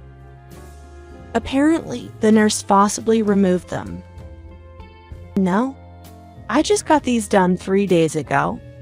Don't take them off. Julia, don't move. The amniotic fluid is gushing out. They apparently had a standoff in the middle of the night. From what I heard from Ashley, this confrontation was more challenging than the surgery. I've never had fancy nails like young people do, but it seems like it was painful. It's undoubtedly a case of getting what she deserved. Julia, who had been saved along with her child, could no longer stand up to Ashley and quickly became docile. She may be upset about the inheritance, but she's no longer acting superior to us. I hope she's grateful that we let her rest for the first month after childbirth. Mom, Ashley, we were wrong. Can we live here? We don't need the land or the money. No, even if you stayed here. You both only earn as much as part-time jobs and don't contribute to household expenses. If we let you stay, it will cost more than $100,000. David, begging Ashley and me, was firmly denied by both of us. Naturally, in such a state, there's no way they could afford a car. Reluctantly, David went to cancel the car purchase and was charged a penalty fee of $10,000, which he had to pay from the $100,000 set aside for construction. Whether they were reluctant to move to the countryside or not, they thought of selling the land and renting an apartment. Still, the rent is too high for David and Julia's salaries. And there's no buyer for the vast land, which is mostly a grove. They realized they had no choice but to build a house on it, as stated in the will. They are desperately looking for a contractor who can build a house for $90,000. But it seems not to be going well. The baby is still young, so I'm only letting you all stay here for now. You can leave whenever you want, okay? David fell silent at my words. And a week later, they found a construction company. But all they could afford was a small prefabricated hut. I don't expect Julia to keep it clean, so even a small house should be fine. I told the couple who were preparing to move, you'll need to decide on a daycare, so until you're settled, I can take care of the baby. You both should become independent as parents first. Are you taking our child? You monster. The usually calm Julia lost her temper at my words, but David stopped her. With just my earnings, it's impossible to support the two of them. Let's leave our baby here until things settle. No way. I'll divorce you then? Even if you do, you still won't have a home? Calm down. It seems David is finally facing reality. He's desperately trying to convince the furious Julia. And don't make a scene. I didn't say I'd take her away. If you can, then take her with you. When I snorted and said this, Julia, biting her lip in frustration, quieted down. She must have realized that she had no choice but to temporarily part with her baby. Afterward, the couple quietly packed their things and left. I do feel sorry for the baby. However, having parents like that might not make much difference. Of course, if they change their ways, it'd be best for the baby to be raised by her own parents. But I can't help but think that the baby might be happier being raised by Ashley and me. David and Julia, who moved to their new land, contact us almost every day. If it's about the granddaughter, I'm happy to reply, but all they ever ask for is money. When ignored, they send pictures of snack bread for dinner. Seeing this, Ashley laughed. Even if they ruin their health, they won't be able to afford medical bills. Ha ha. In the countryside, a car is essential. They're currently driving a used car they bought for $3,000, which frequently stalls. They might be saying this to gain our sympathy, but they don't know it's just a laughing matter for Ashley and me. They probably won't be able to take their daughter back in this situation. But I think it's okay as long as we can live with our adorable granddaughter. She turned 3. She's very cute, kind, and nothing like David or Julia. She's a hard worker. Ashley bought her a number puzzle, and she's eagerly learning numbers and can already read letters. David and Julia are still living day by day. Occasionally, when they receive pictures of their daughter, they exclaim, "Super cute," as if looking at a stuffed toy. It still seems impossible for the two of them to become parents. When the granddaughter grows up, I hope she can learn from her parents' mistakes and grow up straight. That's what I think.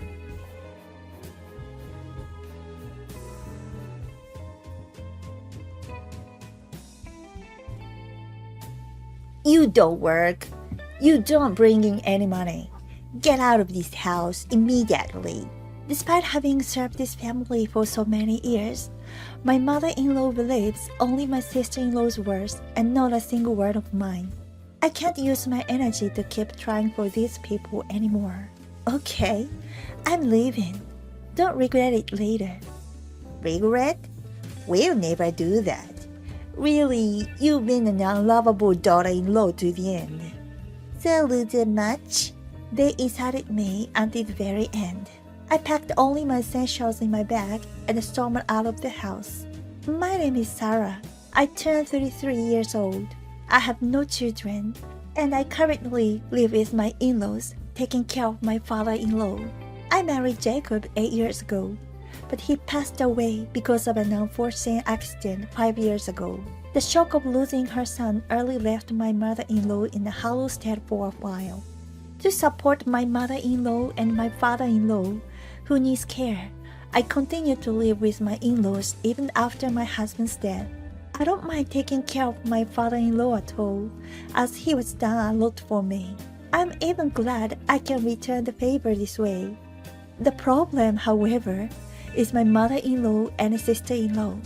First, about my mother-in-law. She never liked me from the beginning and has been giving me a hard time since my husband was alive.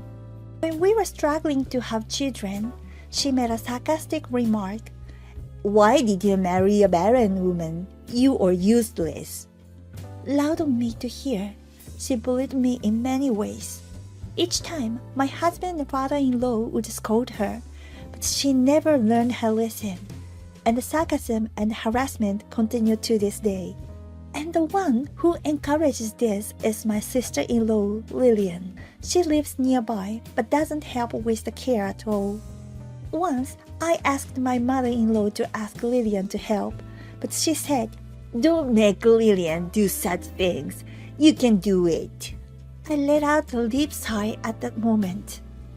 Lillian must have been spoiled like this all along. She is very selfish and self-centered, leaving her child here suddenly to go out and play, taking the food I made without permission. She does whatever she wants. And my mother-in-law praises her, saying, "She's just like me, a thrifty and wise girl." I once tried to caution Lillian, but was scolded by both my mother-in-law and Lillian, saying, "You couldn't even have a child, or useless freeloader." Thus, I was nagged and blamed by my mother-in-law and my two sisters-in-law. I realized that there was no point in arguing with these two, so I decided not to say anything.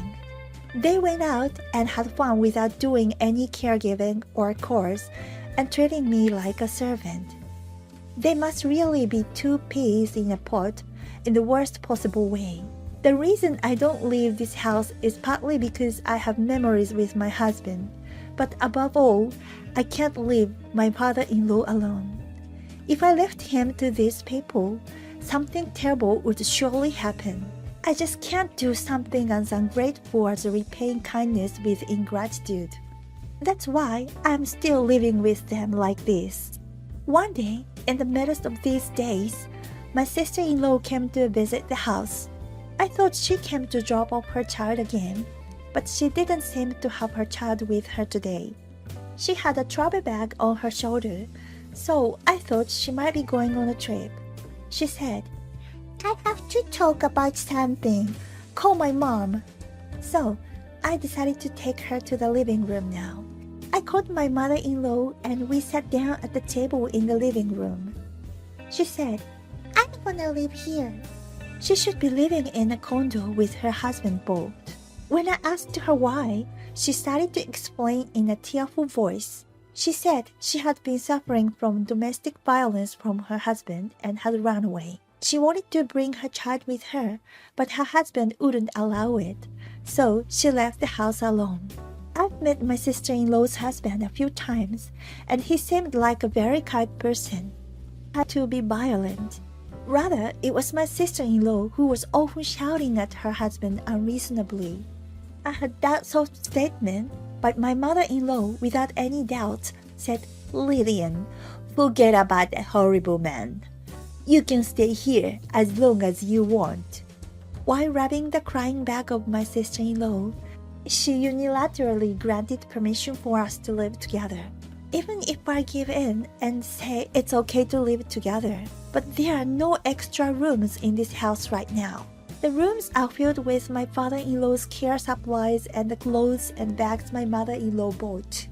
"Mother-in-law, I'm okay with living together, but there's no room left, you know?" When I asked her, my sister-in-law, who should have been crying until a moment ago, loosened her perfectly dry eyes and said to me with a smirk, "Why don't you just leave?" I was taken aback, and my mother-in-law, like my sister-in-law, told me to leave. "I see. That is better, Sarah. In this house, Lillian's gonna live." They were both saying things that were beyond my comprehension, leaving me speechless. As I was thinking about how to respond, my sister-in-law started saying something even more incomprehensible. "For starters, my brother is already dead, and my sister-in-law has been a stranger for a long time, right? Why are you still living in this house?" "That's true. It seems like you barely work. We let you stay here out of sympathy for being Jacob's wife, but I want you to leave because you're just a freeloader." After my husband passed away, I was the one who took care of my grieving mother-in-law, and even now, I'm the one nursing my father-in-law when he falls sick. It might sound strange for me to say this, but their comments are too harsh for a daughter-in-law who has done so much. I've been doing almost all the household chores and caregiving up until now, How can you say such harsh things? My anger gets the best of me, and inadvertently raise my voice. But she laughs off anger and says, Huh? Since we let someone who doesn't work stay here, it's normal for you to do much, right? But you make such a big deal out of it. My sister-in-law has been a person who has nothing to do even after marrying my brother. She probably doesn't understand social norms. My mother-in-law and sister-in-law continue to slander me, as if denying everything I've done so far. That may be true. After all, Sarah only gives me $500 a month, you know? The $500 she mentioned is the allowance I give to my mother-in-law every month. I initially gave her $300, but she complained that it wasn't enough and accused me of economic violence, so I increased it to $500. I cover all the expenses for food, caregiving, and other living expenses. Therefore, my mother-in-law can use the substantial amount of $500 entirely for herself. But even then, she keeps complaining that it's not enough. I think $500 a month is not for you to live a lavish life. What are you spending it on, mother-in-law? $500 is not nearly enough. If you go shopping or eat out, it'll be gone in no time. Hey, Ma, isn't this what they call mother-in-law bullying? Oh no, my sister-in-law is scary. We should get rid of her as soon as possible. At my sister-in-law's words, my mother-in-law gives me a sharp look as if she's just realized something.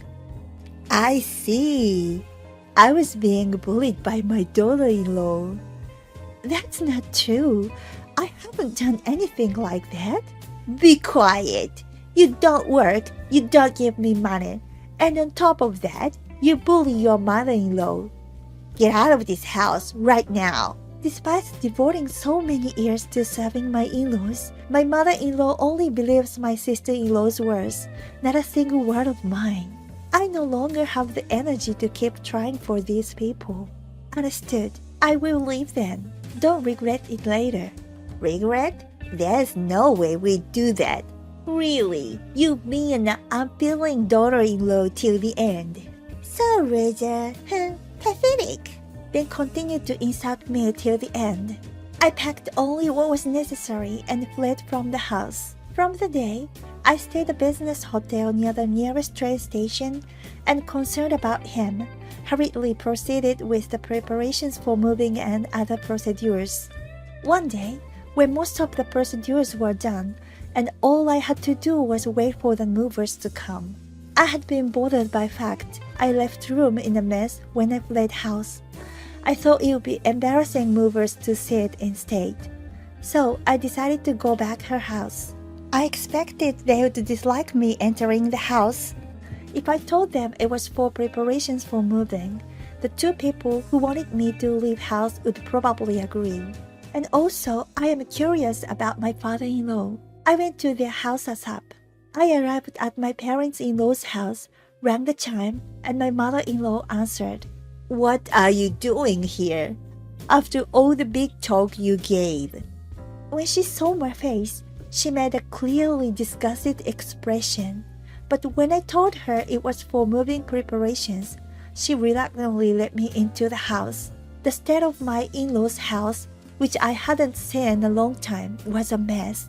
Trash was scattered everywhere, and neither laundry nor cleaning had been done at all.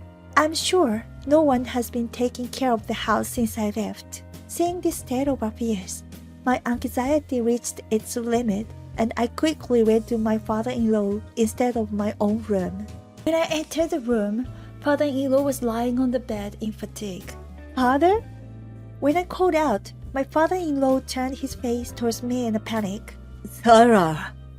When father saw my face, he had stared and bowed his head. I'm really sorry.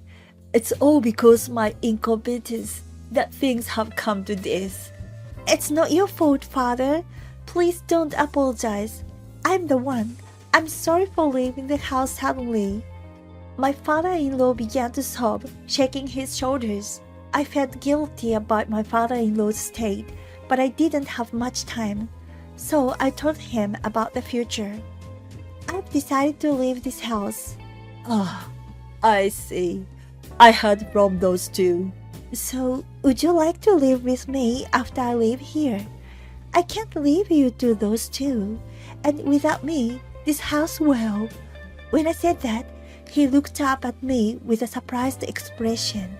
His surprised face soon turned into a gentle one, and he slowly shook his head. Thank you, but I can't. I don't want to be your burden, Sarah. But it's not a burden. I know. You are a very kind woman, Sarah. That's why I don't want to burden you anymore. I want you to be free, to be happy. At my father-in-law's kind words, tears welled up in my eyes. I'm sure my husband's kindness comes from his father. Warm and caring, tears welling up, my voice choking. And I have a little idea of my own. My father-in-law told me about his idea. At first, I was surprised at his unexpected idea, but I was in full agreement. Father, at least let me help you. When I said that, my father-in-law smiled happily and said, Okay, thank you, Sarah, and nodded deeply. And then, on the day of the move, the moving company has arrived at my in-laws' house, swiftly packing and moving out the belongings. Thanks to the room cleaning I did the other day, I was saved from feeling embarrassed. As I was contemplating this, my mother-in-law and sister-in-law started speaking ill of me within earshot. Finally, the freeloading burden is leaving. Indeed, we can finally live alone as a family. Saying goodbye to these two unpleasant people brings relief. With this in mind, their snide remarks don't bother me anymore. Ignoring the two, I quickly finished the move, said, Well, I've done all I could for you, and swiftly headed to my new home. I heard a racket behind me, but I was so excited about my future life that I didn't pay attention to the noise. A few days later, I was heading back to my in-laws' house for the final touches. Upon arrival, I unfortunately ran into my mother-in-law and sister-in-law who said, Why is a stranger like you coming to this house? Did you come back because you don't have a home? But we won't let you in. Same as always. I sighed exasperatedly, and the two, noticing this, began to squawk even louder. Then a car pulled up in front of the house, and a man in a suit emerged. The mother-in-law and sister-in-law looked at the unfamiliar man curiously, and the man bowed to me. Sorry to have kept you waiting. Thank you for request for a sale appraisal. I look forward to working with you today. No, thank you. I look forward to working with you. My mother-in-law and sister-in-law, upon learning the man's identity, were stunned. I was about to ignore the two and enter the house, but they hastily interfered. Wait, how do you appraise someone else's house? What is the meaning of this? Yeah, who gave you permission to do this? The mother-in-law and sister-in-law were yelling with their faces turning red. They really don't know anything, I thought. Suppressing a laugh, I decided to tell the truth to the two who didn't know anything, even though they frowned and glared at me when I laughed. Who gave me permission? It was me. Huh? You really don't understand social norms, do you? You need the permission of the owner to sell a house. The owner of this house is Sarah, correct? At the words of the real estate agent, both of them looked dumbfounded. The real estate agent also looked at them with the same expression. This house was built by my father-in-law, but he could not work in the process of returning loan when he has sick. Then, he cannot get back the rent. So my husband, who was still in his prime at that time, decided to refinance and inherited the house from my father-in-law. And the husband passed away. But my mother has no skills to pay back because she is houseworker. So I took over the job because I have money. Lillian, I understand. But did your mother-in-law not know either? But I thought my husband was the owner. How can your sick husband supposed to pay the loan? The mother-in-law's face suddenly turned pale. Seeing her finally realize this, I was speechless at her thoughtlessness. How on earth were you, a jobless person, able to pay the loan? I think I've told you this many times. I'm not jobless. I'm working as a children's book author. You were working? I thought you were just drawing on the computer. If I wasn't, I couldn't give you $500 every month, pay the loan, and provide living expenses. But you really only see and listen to what you want to see and listen. You are hopeless. The father-in-law came out from the inside house on a wheelchair as they were arguing. Father! Seeing the father-in-law, the two of them rushed towards him, playing the victim and started thinking about what had just happened. Listen, Dad. Sarah is saying she'll sell this house. Yes, that's right. If she does that, where are we supposed to live? She's such a terrible daughter-in-law. Both of them were crying, appealing to the father-in-law that they were the ones being treated terribly. However, the father-in-law was looking at the two of them with a very cold expression. Yeah, I know. I also agree that it would be good if we did that. The mother-in-law and Helen were shocked at the truth told by the father-in-law. As the father-in-law said, he agreed with the decision to sell the house. I understand that if we sell the house, we won't have a place to live.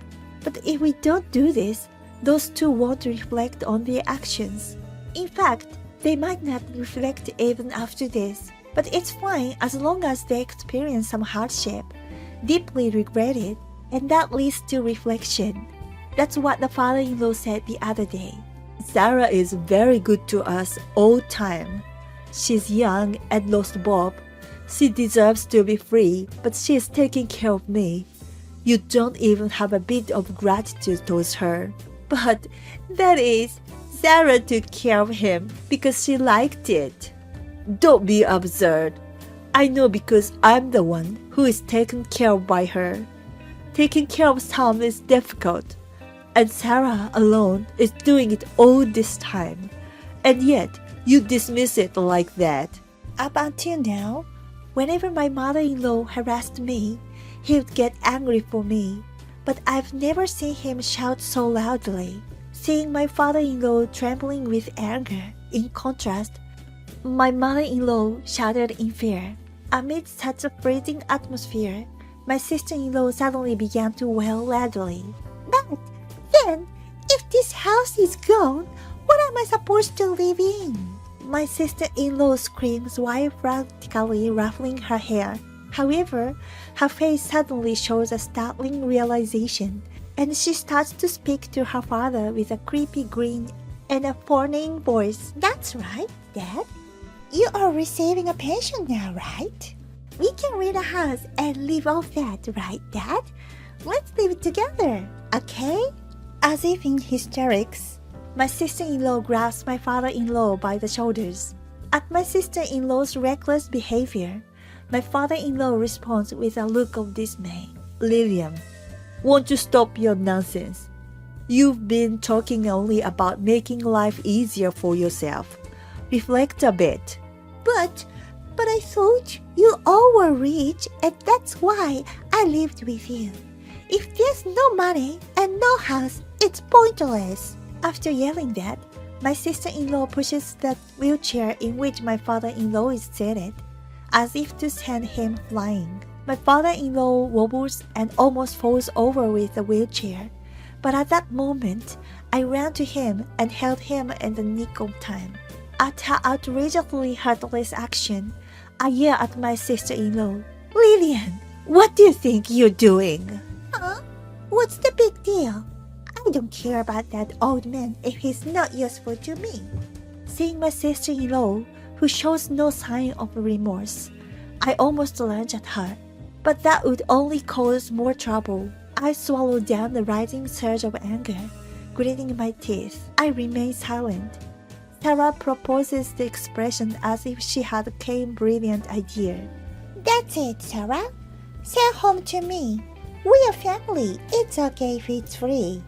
I moved you. At stepsister's outrageous proposal, I feel as if all the blood in my body is rushing to my head. This woman didn't listen to a single word my father-in-law said just now. I tried to respond calmly, but my words come out sharply. What kind of nonsense are you talking about?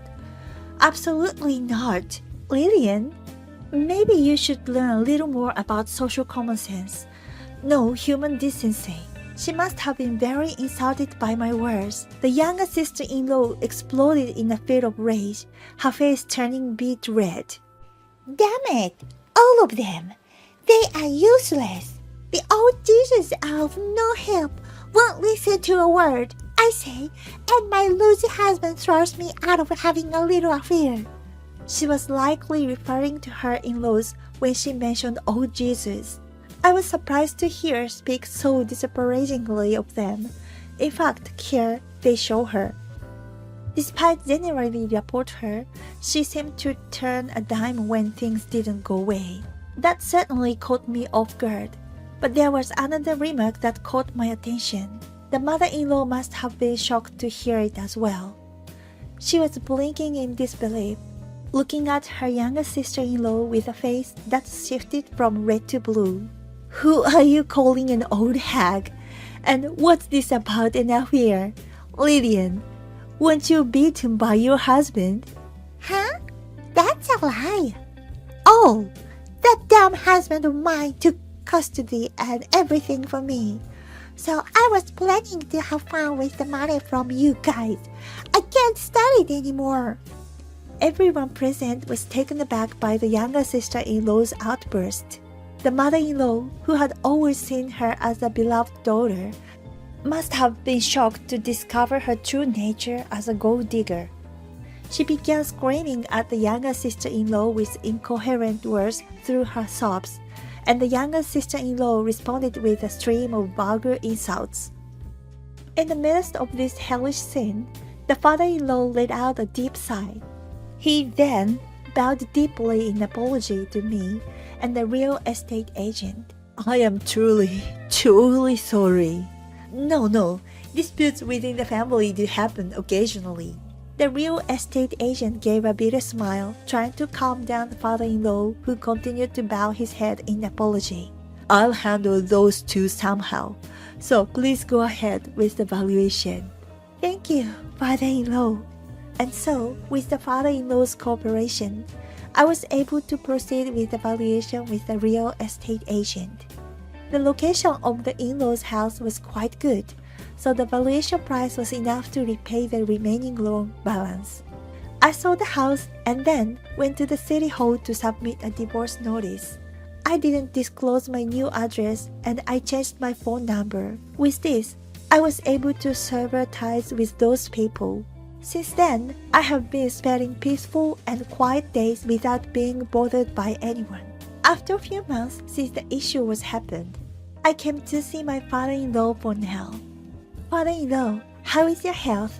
Are you having any difficulties? I'm doing well, thanks to the good facility you found for me, Sarah. The mother-in-law divorced my father-in-law at that time. Initially, I was fed up with her spending habits and careless attitude. She didn't take care of her husband and left it all to me. It seems that he ran out of patience. I'm going to divorce and move into some old folks' home. I want you, Sarah, to be free. When I explained to my father-in-law that he was leaving the house, that's what he said to me.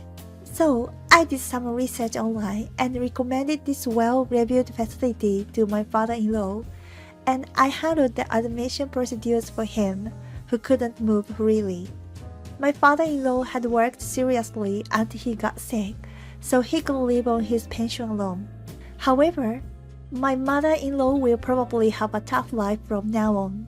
According to my father-in-law, my mother-in-law is currently living with my sister-in-law. My sister-in-law doesn't work seriously, and when she starts a part-time job, she quits and comes back immediately. With no other choice, My mother-in-law seems to be working hard at a nearby supermarket, struggling with her first cashier job in her life. When I was with them, the two of them got along so well and bullied me. But when they started living together, they fought every day. The argument was so intense that it even became a police matter. A friend of my father-in-law who came to visit told me about the current situation of those two. I really think it was a good decision that we divorced. I guess this is also thanks to you, Sarah. My father-in-law said with a smile. After that, I've been living alone in a rented apartment. I'm still working as a children's book author, and my fame is gradually rising. I used to love drawing, and I started making picture books for my future child, which is now my job. In the end, I didn't have a child, but the thank you and opinion letters I occasionally receive from the children who read my books are my treasures. Recently, I started living with a cat. I rescued it when I found it injured and collapsed on a walk in the park. Fortunately, my apartment allows pets, and most importantly, I remembered that my husband wanted to have a cat while he was alive, and I chose to live with this one.